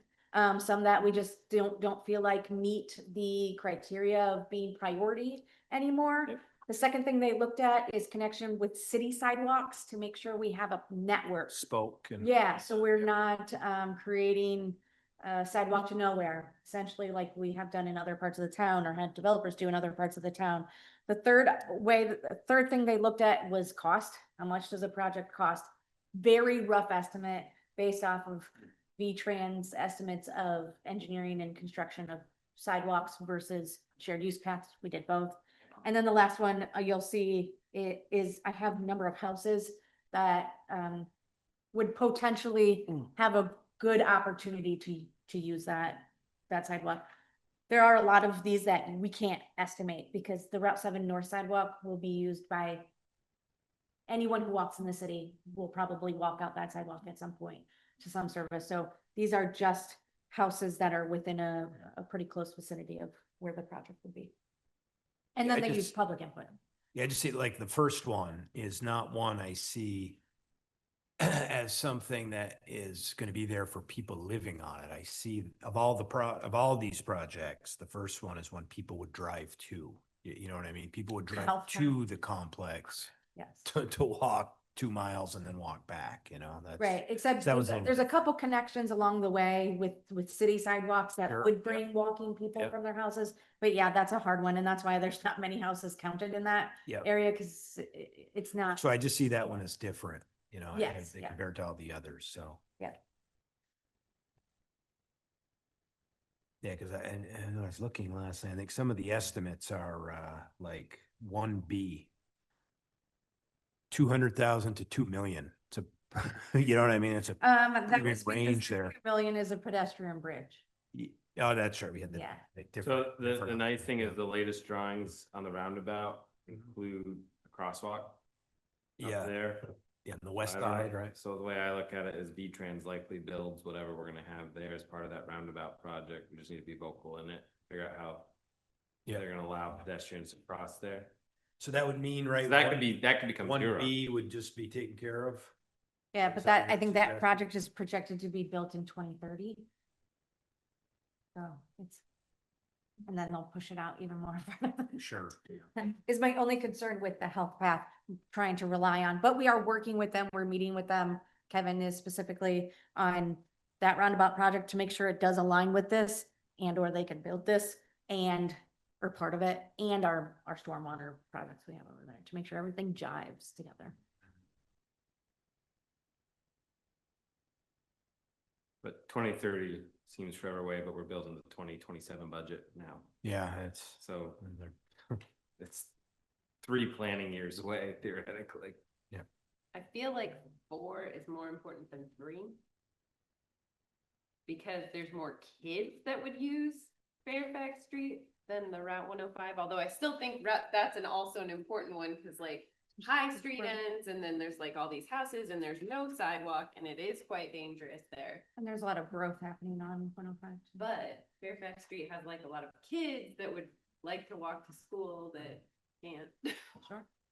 So like Fairfax Street, do we have the right of way? Do we have the width there to do something like that? You'd have to engineer it.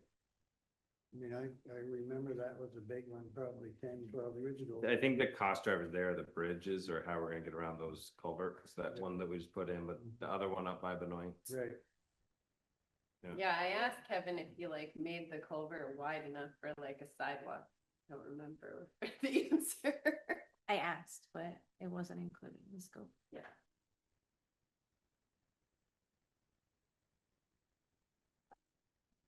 But can you have the road overhang with the sidewalk if it's supported on the bridge? It would be, yeah, we'll build a secondary bridge, fast turn bridge. Yeah.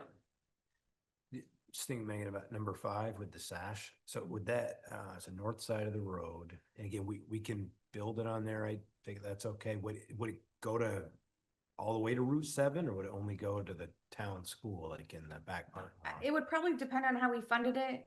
If we went through Safe Routes to School federal funding, which is a great program and would give us good money for it, it would probably stop at the school for that. And then we could extend it on our own down to 7. But Safe Routes to School is pretty deliberate about where they put their sidewalks. And they would pay most of that, you think? It would be a good chunk of it. But the tricky part would be the crossing the sash. That probably would that be included in it? No, the crossing the sash would have to be with the health path. I don't know that Safe Routes to School would. Well, I mean, it all depends really. The area we'd see feedback to, I think, that we talked about is planning commission has new town hall to the bay as 7A. Right, but we have a grant. The reality, Just approved. the reality is that's likely the next one built. Yeah. I So think do we move already, it up the priority list? yeah, we already approved that one, right? Well, we just approved a grant to try to design it. I think we had already. Oh, years ago as part of the funding when we did Route 7 South, but that ate the budget, but 2 years ago. yeah. Yeah, well, but we also deferred it, you know what I mean, for the That's road. when we bought that house. Help with, help with our options, yeah. Yep. Yeah, we've run into a few more, Front porches. no? yeah. Oh, so you're saying, Corey, 7A and 7B are probably more like number 1 or number 2 right now, you're saying? I'm not saying, I just, But we if just- one of these were to show up for us to build, if you're looking at costs, yeah, at least 7A's 300 to Reasonable, 450,000, that's something we are probably tackling before 2 million. I mean, you guys set that direction. I just want to raise that if you want us to raise that up the list. But I thought we just said, if we're gonna do all these road changes, why? Why do it? And then if we're gonna end up ripping it up for some of these projects. Fair enough. You gotta think about that. You're not wrong. And I think, I mean, honestly, like the Pearl Street one, I would include in a chip prod. Some of these will look to chip as chip comes down the line, like Nason might Chip could eat a chunk of that. There's a potential project there.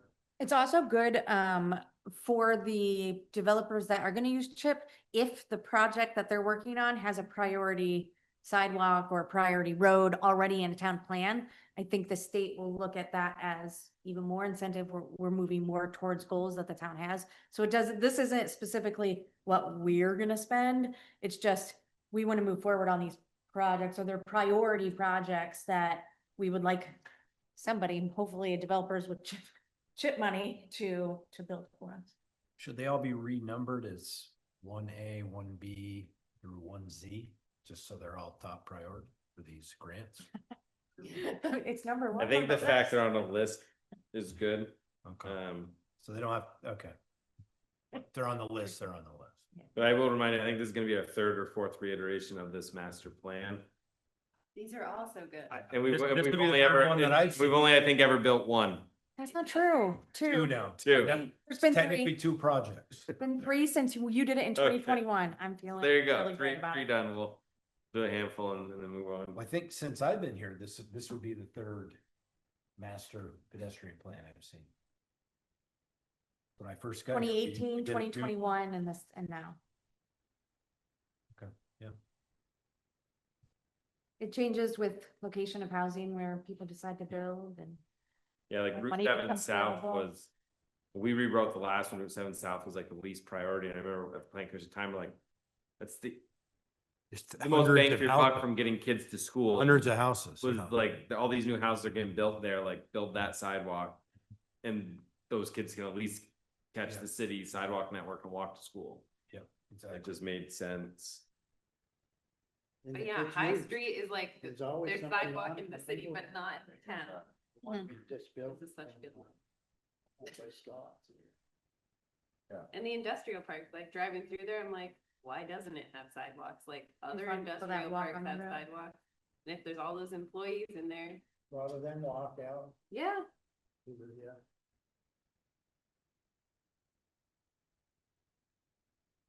The best part is just because there's a sidewalk doesn't mean people walk on the I was sidewalk. gonna say, you just paint a line on the road for pedestrians. Gotta give them the option though. I know, I'm just saying, I'm just making a, like, I see it daily. Yeah. I'm just saying. So- But in priorities change, the health path went up because that's when the governor was funding that 70-mile Lamoille Valley Rail Trail. The thought process was to get it designed and hope that it would have gotten an earmark from the state basically to extend it another 2 or 3 miles. But still think the funds are pretty much gone, but I think it would have been nice to have the state fund that one. I think there was an opportunity to. But, you know, there still might be. It's like, because the governor loves rail trails, this current governor, and he put $70 million to build that one in a budget one year. So we only need. So the 9 pitch is, million. how do you get the governor or somebody to fund it? Dang. That's the high cost though. Yeah, right? I know, right? So- We got 109 million to borrow, so. But and I'm just looking at that one and I mean, half of that low cost, almost half of it is just the last section. Mhm. Right, so even if it was able, you know, Collins Pearly to Hardak would connect a lot of things. But anyway, You do it. in this phases. is such a wide range. I run a lot of equipment, and like you go to Franklin, they have sidewalks to nowhere. Yeah. And not only do they have sidewalks, they have curves. And they turn the road into this skinny little road by putting 8-inch curves on a road that, and you can't get through. And like, and that is, Franklin has them, Enosburg has some. Like, and you have to be really intentional about where you're putting, like, it's like they got a grant to put sidewalks in, so they ran sidewalks. And those sidewalks, I'm not talking about any of these, are kind of a nuisance. But it's the frustration we've had at Regional Planning Commission back again when I was in my prior role here. Had a long conversation with Catherine, we worked handy GMC when they did their remodel, how to put those sidewalks in front of that dealership. And they wanted to give the town the money during their permit to just connect to the Walmart sidewalk. Regional wouldn't let us do that, and we had the same discussion when Bocan or New Car was doing their permits. And had Regional worked with us to take those developer funds and actually build the sidewalks where we wanted them. Not saying that someday, but reality is you're never gonna build that. You can't cross that three-prong intersection. Right.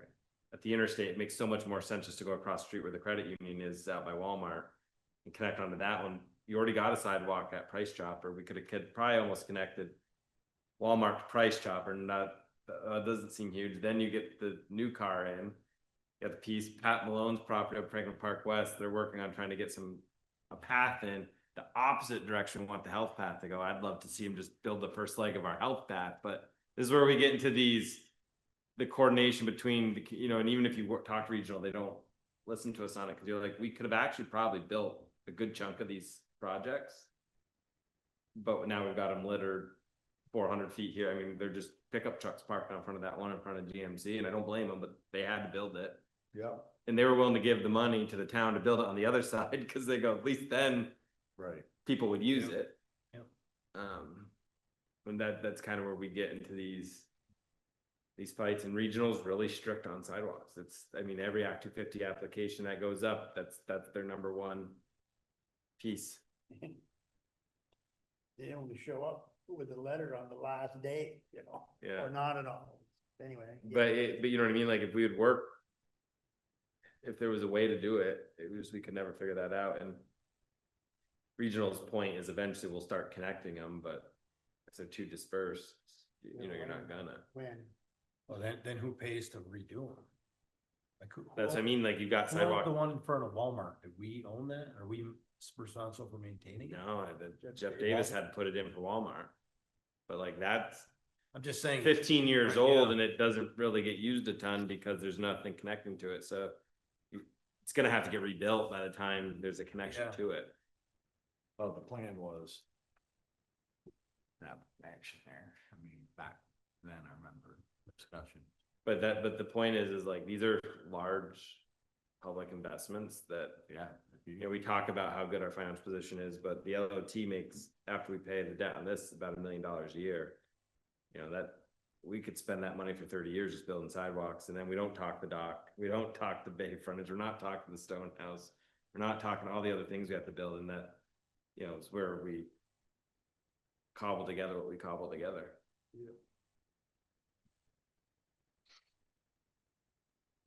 Trade-offs. Yep. Have it all. Nope. Well, why not? Just raise taxes. No big deal. That's off the record. I am being sarcastic. But, you know, from time to time, like, the city needed a sidewalk to their pool, they built our Congress Street sidewalk. If you think about it, we were supposed to build a Congress Street, when I was rewriting this, we had a Congress Street sidewalk, and the city needed it for their pool. They built it. Exactly. Like this list doesn't mean we build them. This Yeah. list is just what Yeah. we want built, whether we have a developer do it or. And then I do think when we do the chip piece, like, we look at it, because that's a chip eligible expense, as long as we can get what we need for sewer and their roads put in, build a piece of the sidewalk, you know, is why we have those funds, and see what we get out of it. Can you remind me where are those funds being derived? So what CHIP is gonna do, it's TIF, project-based TIF. So the property taxes for the next 20 years on those properties is gonna go, instead of the increase, so say the field is paying $2,000 a year now pays 30 grand because of the homes built in it. 75% of that 28,000, that difference in the gross, is what's used to pay that down. So the school districts will get 25%, what the state. Who's fronting? So the developer has to go borrow the money from a bank, or the municipality borrows the money with municipal bonds. And then the property taxes pay back that debt over the 20 years. The increased value of property taxes pay back that debt. Yeah, which is. So the town's still gonna pay for it, but the concept is we'll take less property tax revenue because we want homeowners, we want new homes, we want new roads, we want infrastructure extended. And this is how we're gonna pay for it. Really? I have a That question. was a good question. Question about the Pearl Street one. Mhm. So it's like Walnut Street is, I think, where I'm seeing the sidewalk end. Yeah. Right, for the city, and then it would run to Brigham Road, Yeah. Potentially, yes. No, it should stay. and what's on Brigham Road that they've walked to? Just curious. No, just to connect the houses there into the city. So it would be, and we have, right now we have 5 new homes that are under construction. I think 5 or 4. We have another 3 in that development. We have another 2 people looking at putting, new residential development on Pearl Street. So that's kind of why. It was more of, instead of getting people that way, it was getting people back the other way. From the new houses. And then Brigham Road would be Yeah, and that's a much larger, later. yeah.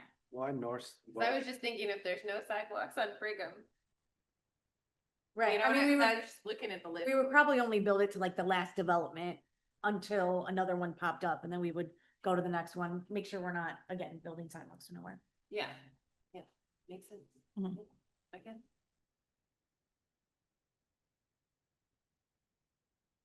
got them up on the layer drive. I don't know. So. I mean, It's good for the children. They do. I think they do. I think they do. That was an option we put in, we approved that. So. Jonathan, did you have a question? Is there any rearranging or I guess planning commission's looking towards, Yeah, is because they're gonna finalize the list and then pass it as the new priority list. Is there any kind of rearranging you guys want? Any projects missing? I mean, it's a priority list, but like if a chip project goes down Mason Street, you could pay for number 9, we won't pay for number 9, like. Right. Yeah. Don't get upset when we don't prioritize. Right, priority right. list. It's just as money comes available. Yeah, because depending on where you are, who knows what happens. Like you said, the school might get a grant to build Yeah. The SAP. something and say, Yeah. go to that one and. Well, to me, if any of these are No, you have to free, donate. Free. ones. they're top. Those are great. It's Like like the Congress is Congress great. wasn't a priority, but it got built. Someone else wanted to build. it. Yes. Yeah. You know, Yeah. It was on the priority list. That was one that I was able to take off. yeah, but it wasn't high on. It wasn't very high, no. No. I think it was actually 7. in the last one. I mean, I gotta say, I'm looking at them. I've already said I like, priority number 1.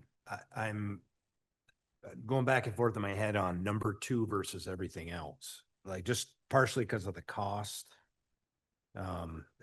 It's a tough one. You made a good point, Megan, about it keeps us in for the growth part. However, that one's very expensive. I think if we take baby steps on this project, we're not building big phases or big portions at a time, that still counts as activity.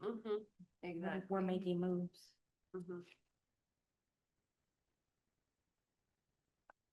Yeah, so like if the city builds from their furthest ends to the town line, that's good progress.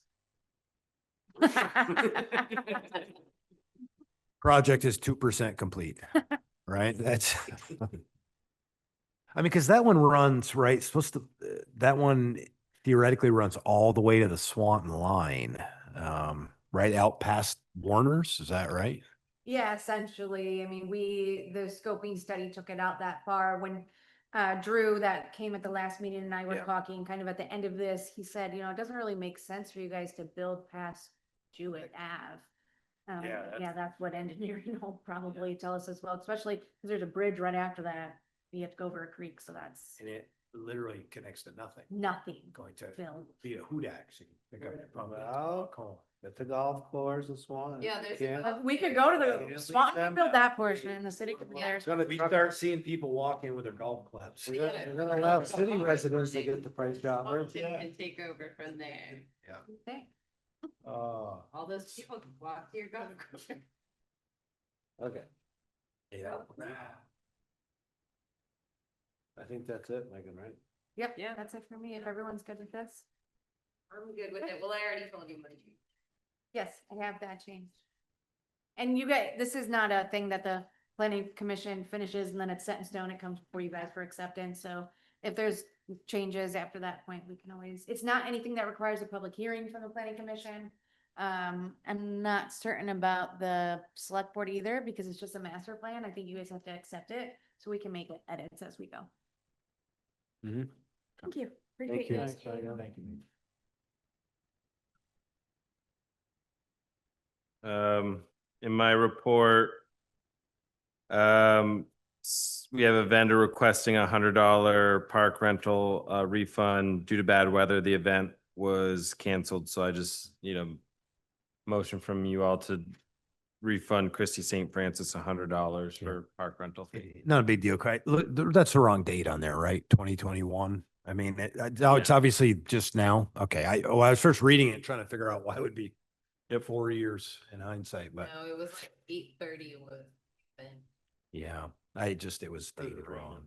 Yeah, it is dated wrong. Yeah, I would make a motion to refund the $100 to whomever it was, because of bad weather. Second. Did you read that in our policy? I didn't. The refund, because it does state there's the application does say there's a policy on that. And I just want to make sure that we're following whatever that policy says before we go and Yep. I did not read it. I didn't read it before this. That I just, because if we didn't refund somebody based on weather, Right. now we are. Like, I don't have a problem doing it, but I just want to make sure that.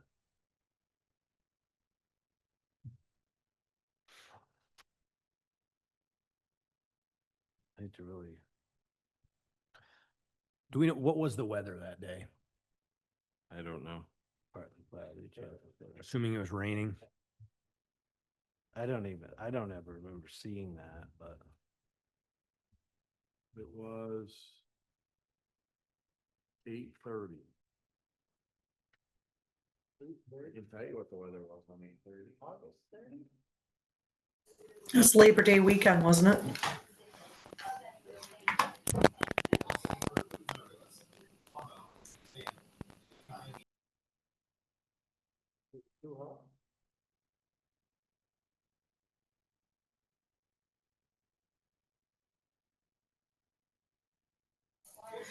It had rained that Friday.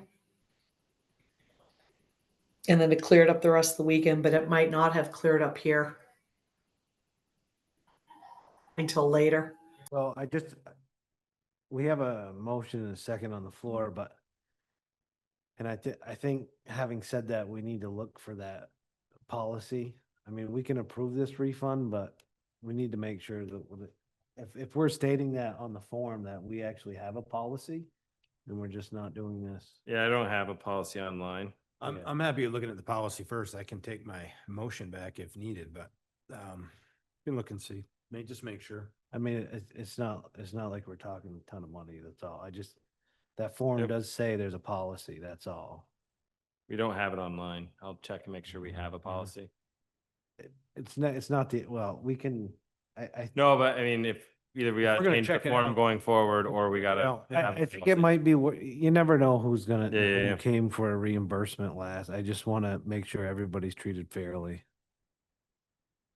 Or unless it's the sole discretion of the board, I don't know. I've never seen that policy. No, I mean, in honesty, I think it should be a town manager discretion. I don't think. Well, it should be I don't, anybody- yeah, and we can. Like on bring something that- for $100 like this. We it's- can change let's- that policy to reflect that.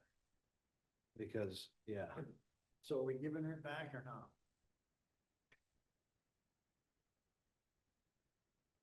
Motion second. There's a motion and a second, but, I think it's gotta be pending the policy, doesn't it?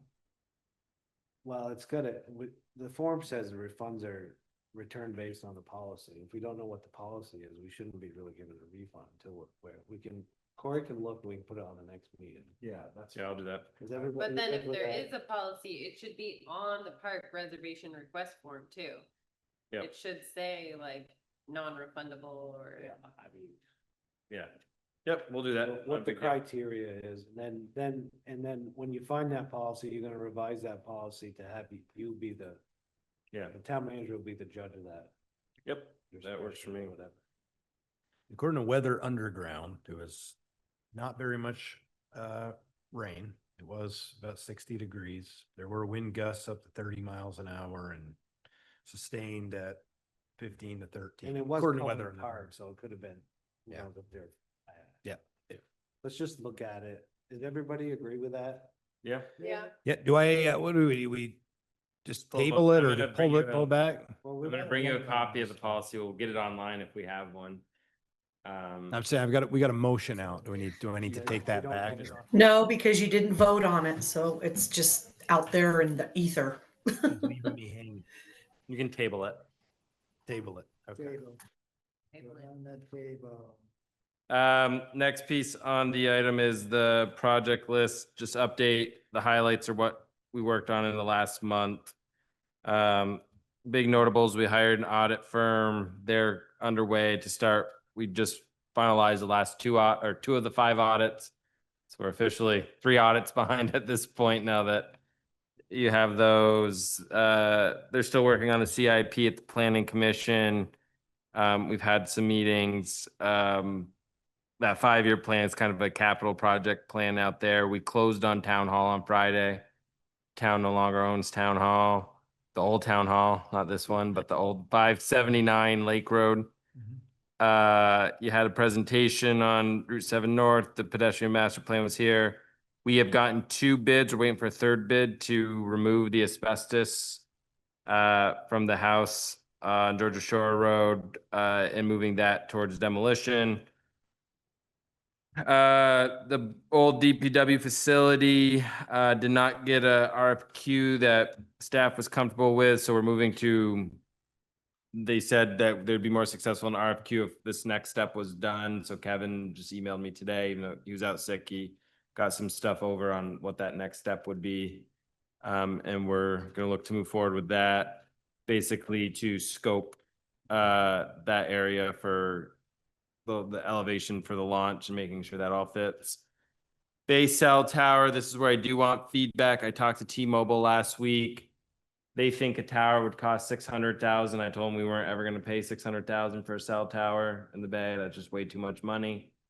They were wondering if we'd be around 300,000. I mean, you may do 600, but my first reaction to them was 100,000. yeah, like, and so they were like, what would you like consider like 200 to 300,000? And I'm like, I don't really have a, Isn't this for their business? yeah. So I tried to, so I'm still working with the state. I mean, we put it this way, there's not enough usage down here as much as we want it here to make any kind of business plan for any cell phone company to ever put a cell tower down here. So the thought was if we could stand up the tower and they just had to put their antenna on, they may consider it. What the state's working with us to strong arm them is basically the state is trying to come up with ways that they could fund these smaller projects and we could potentially be a pilot. If we throw a little bit of our money in, there might be a little bit of state money and then T-Mobile comes up with a little bit of money. But like, we can't even like, T-Mobile's like, usually what happens is a large employer needs cell service. So they promise us like 500 or 1,000 people to join their cell service. Like, I'm like, I think we got 12 service lines. I could move 12, but that's not going to move like, you know, and they're kind of like, how do you sweeten the pot? And I'm like, I don't have much. Like, we could say thank you and we could maybe get a press conference and maybe we could write to Peter Welch and others that this really helped us out. And so they're bringing it through their channels, but I didn't know if I haven't committed any funding. They were kind of testing the water at 300. I told them 6 was, don't even talk to me about 600, but. And then where are we on the AT&T repeaters that they were gonna put on the towers? They're waiting for federal funding for FirstNet, but there's a whole political issue going on there. Because T-Mobile probably would be the least desirable of like Verizon, AT&T, and of the 3, but they're the ones talking to us. Verizon's not even talking to us. AT&T's kind of in this FirstNet piece, so.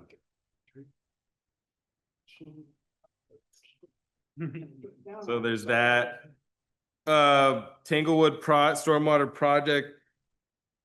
I haven't heard from Kevin because he's just been out last couple days, but was nearing completion and could very well be complete. It was supposed to be complete Friday, but for the fencing and the shrubs, they're going to paint or plant next spring.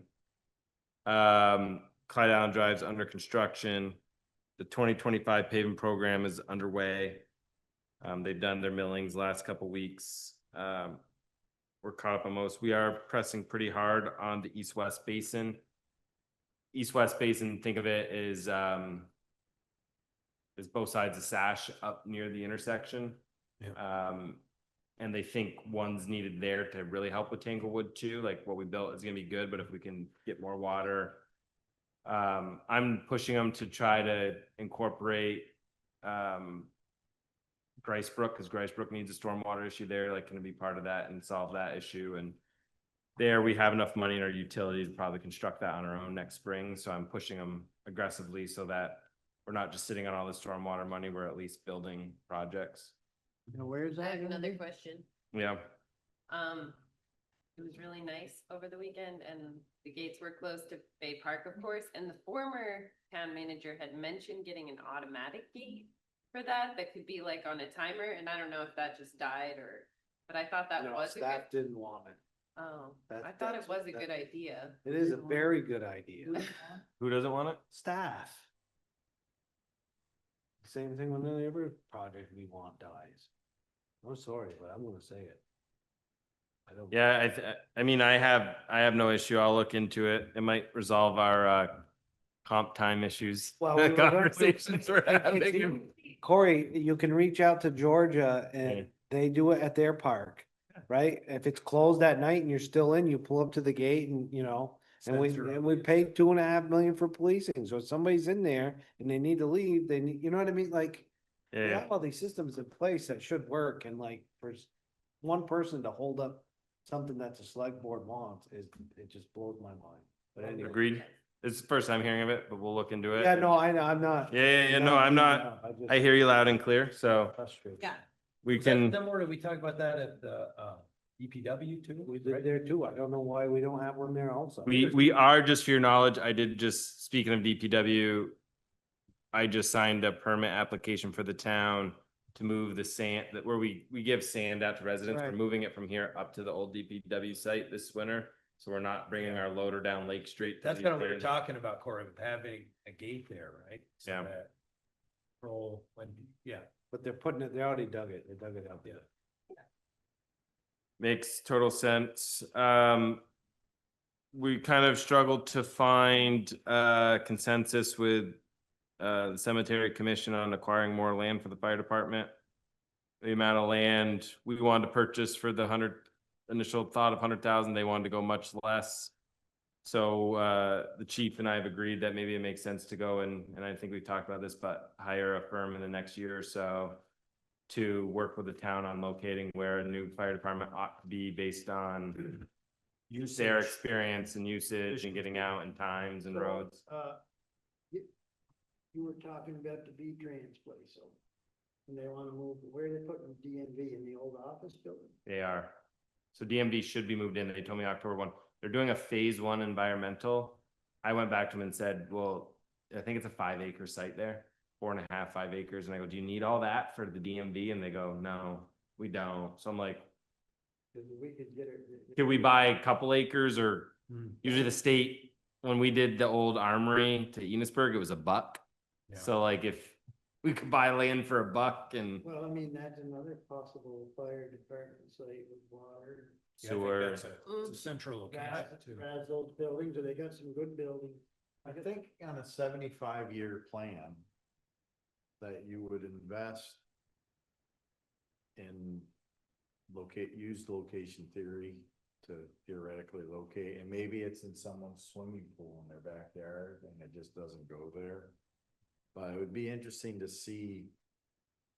Well, yeah, because the fire Yes. department now says, well, all of our guys live close by. Well, but that may not be the best place. Like, did they all move near there because they were volunteer firefighters, or Right. did they do their piece? And it's not. But Matt, I think after the conversation with cemetery commission is very open to more locations. We talked about a potential road where we talked with the other town manager candidates, and I think if that road is built, he's open to that location. At least he didn't say no in the meetings. I go, that could become a possibility again. So I just think we need to have probably professionals who Yep. plan fire departments at some point. And we had talked about Put 'em that in. a year or two ago when we first started about a new station.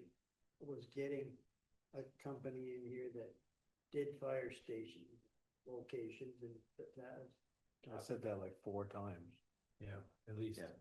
So got buy-in at least the leadership level of the fire department to do that. And so, we can look in our budget and maybe look to get someone hired this winter.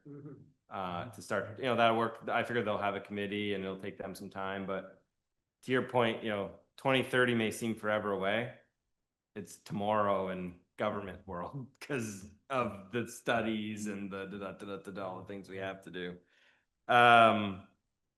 Just so you guys know, I suspect it could cause some heartburn, but we are moving away from paper timesheets. We're gonna have that conversation.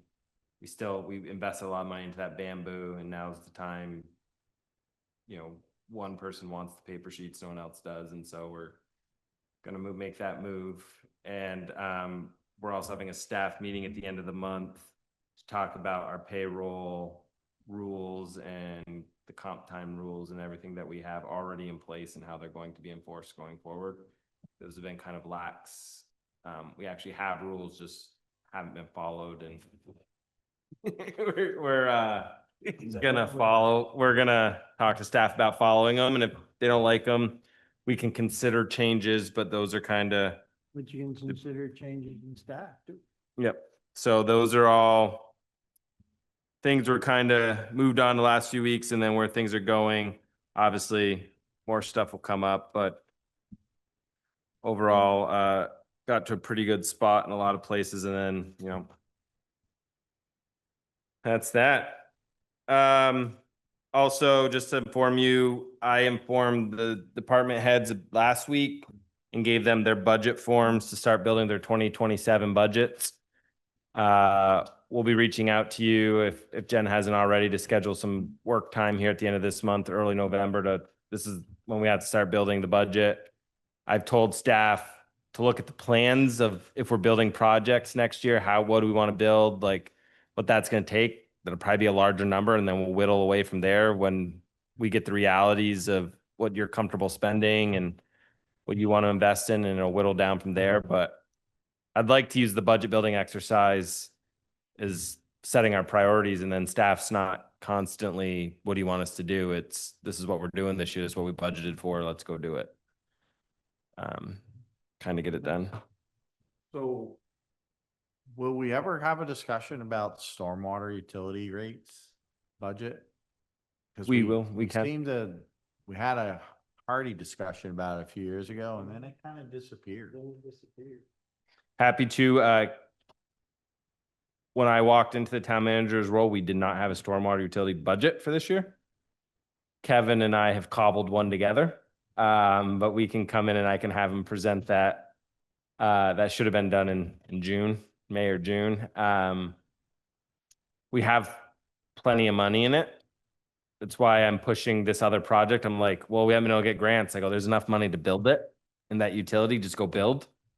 Or else we can't keep collecting it, is the message I gave to them, was we got to build this stuff. I believe there's a little over $1 million in the fund and what's coming in after our expenses of what we got out the door. So Yeah, I think what we had talked about, right, over the last few years with the funding, is just build projects as we have the money. We run out of money, we stop building.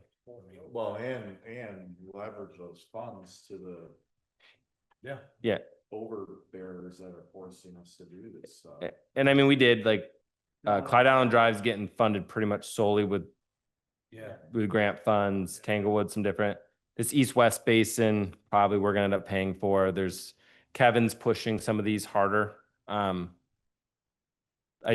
got to build them. Pretty well. I mean, I would imagine of all the dollars that's been spent, far more than half, right, have been grant, state, federal. I can look into that and we can get a report to you. Still have. Say, who's gonna fix my septic system? It goes to hell, and I've been paying $50 into this thing. Yeah. I heard about it just this week. Yeah, I've heard about it the last 2 or 3 weeks. Couple of times. I can say that the neighbors in Clyde Island Drive are happy about it, because they just saved, that was a $360,000 project that, we were able to get grant funding for. But we can certainly do a presentation on that and talk about, I think so the next meeting I have planned, we have the police department coming in. Well, them in FDIDC, but maybe that first one in November, I think maybe get Kevin in here to talk all public works. I think he's done really well, but I think, from roads, we can talk about the paving program. We can talk about stormwater. We can talk about equipment. I've probably raised a few things. There's a piece of equipment they want that ours is still serviceable that I've said, look, let's wait off on. Yeah. It's got 4,500 out. I talked to Megan. Those things typically have a lifespan of 10 to 15,000 hours, and ours only has 4,500 hours. That we shouldn't be doing our capital plan based on years. Let's, for the next one, for next year, based on miles and hours and other things. So Yeah, that's not timed out. That's timed out, not more. right, and and at 4,500 hours at 10 years old to get to 10,000, which is still 2/3 useful life, it's got another 10 years in that loader. Yeah, so that's, you guys made the investment in that facility to keep equipment good, and we have folks who work on stuff. We should be able to keep it operational for a while. Trucks fitted ourselves. Cause having that brand new truck sitting there, cab and chassis, and can't use it, that's stupid, cause you can't get them to put the plow and the dump on it, and our guys, they can sit on it, and go in there and weld that little piece on the back. Yeah, so we're gonna, like I said, we got the plan there, and I'll have, before we move forward, that we'll have that plan presented to the board, because I think we just do got to make sure that staff has the training they need to do that. That's true. We can look for another vendor, but yeah, though that's the other part of the cat. Yeah. Like, you put a dump on a truck. Yeah. Plow frame, and doesn't make sense to have that truck sitting there. No, it makes capital investing hard. We were talking about it because you may look like you got the budget to buy that truck in 28, but you got to pay for it 26 if you want it on the road in 28 right now. And that becomes difficult. I think, I don't feel that we should be using our guys to put a truck together.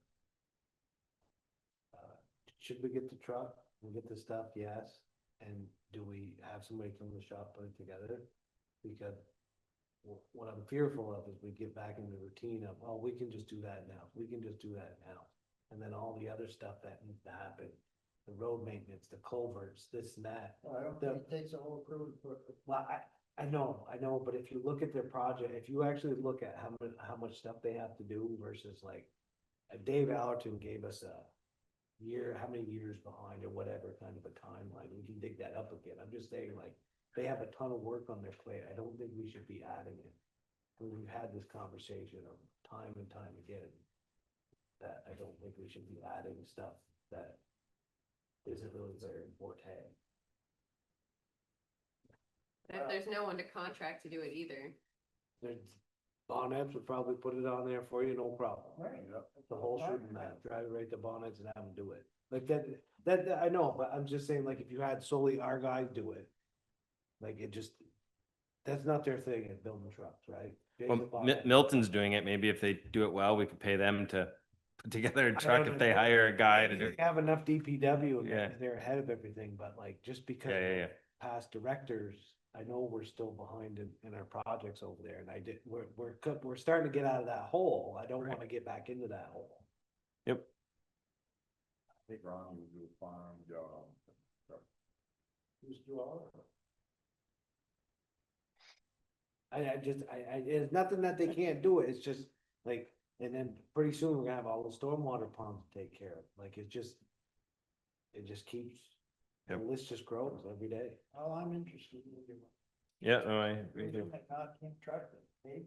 Well, no, I don't disagree That's with you. that truck sitting up there No, doing nothing. no, I don't It's disagree. crazy. Where's it fit? Nobody tell me about it. No Brand new. Ford.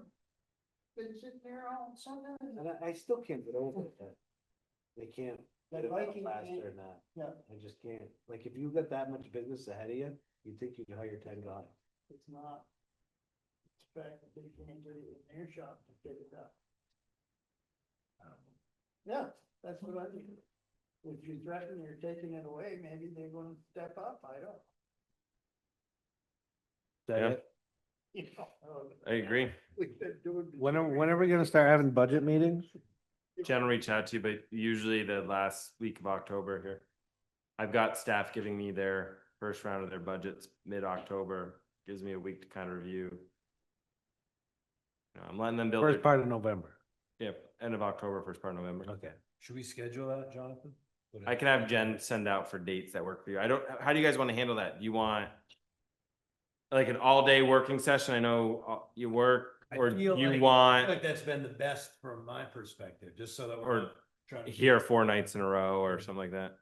I'm fine to do whatever you guys want to do. Far enough in advance, I can put it on my calendar and I'm good to go. That's all. Jeff, would it be better for you in the first part of November, or? Yeah, well, I got something going on the first week of November. But I'm not gonna be free till the end of October, maybe the last week of October. Like the last end of the week of October, because I got. It's been Halloween down here. Scary all with budget numbers. Yeah, just like everything's for me personally. I've got Yeah. a regular job out there, so as soon as I'm done, I can take that. So gone for. Yeah, absolutely. That a day and just. I'll have Jen reach out with some times that work for everybody and days that work, and we'll get it set. I'll feed you too. Just remember, not all of us can eat cheese. Cheese? That's right. Anybody have any other business? Oh, I have a question. I may not say this right because I don't listen that well, but my wife took a class of students to Hard Act. They do it a couple times a year, and they used to be able to use the facilities. They do like a picnic thing there, but this time they wanted a bunch of money. City rents out that building. So don't we do anything? Don't we pay them? Don't we? So we pay I'm them, wondering we pay them to get charged the same rate they would charge a city resident. Okay. So now to go there, they gotta cough up a pretty good chunk of money. It ain't cheap. And that's just normal, good to go. That's, and we charge $100 to rent the park, our own parks here, but we've traditionally waived them for nonprofits, if schools, if they've come in and worked with us. I mean, a number of years ago, we did the day camp and we didn't charge the school That's right. to use the park. The Okay. city's practice is typically to charge, I mean, We also didn't have a huge bond to pay. That's right part of it. But they are being charged now. How much was it, Jeff? You had any, like a couple bucks a person, or was it? It was more than it was worth. Dad said they just wouldn't go inside or whatever. I think it's to use the restrooms. I don't, again, I didn't listen that close. I just heard Hard Act, pay money. And I'm like, what? Thought we did something with that. All we did was level the playing field. So specifically, it sounds like it's Great Brown Lodge. yeah. They didn't charge them to go to Harvard. So the way it works is any rec activity you do, we basically pay to equalize rates with city residents. But I'm trying to have lunch. Dom and I are working on getting together this week to have lunch just to talk about a few things that I've seen, creative ideas with him, or just to get his take on them, and then to see what he wants to charge us for policing and all that. Because we're gonna have to build that in. Yeah. We went to the industrial park. Yep. That guy's there in his car still, Okay. the very end of the cul-de-sac. One I told him about 3 or 4 weeks ago. We've struggled there. There's a homeless encampment off the rail trail, but it's on private property, and the police won't go unless the private property owner says they can go on. So I've reached out to the private property owner trying to get the authority to go. It's been- Yeah, It's at the half-mile marker behind Eveready. oh, it's up there. There's also cars parked in the Bay Park. All night. Late at night. I don't know what they're doing. They're definitely on this end. Okay. That parking. We found another one behind the fire department a few weeks ago or a month or so ago. They're around. Okay, anybody have any other business? Oh. Perfect. Schedule next meeting Monday, October 20th and Monday, November 3rd, both starting at 6:30. Would somebody like to make a motion to go into executive session to discuss a personnel matter with premature general public knowledge of the subject matter, place the town and persons involved at a substantial disadvantage? Further move to enter into executive session to discuss a personnel matter under the provisions of Title 1, Section 313A1 of the Vermont statutes, and to invite the interim town manager. Second. All in favor? Aye. Good night, Jen.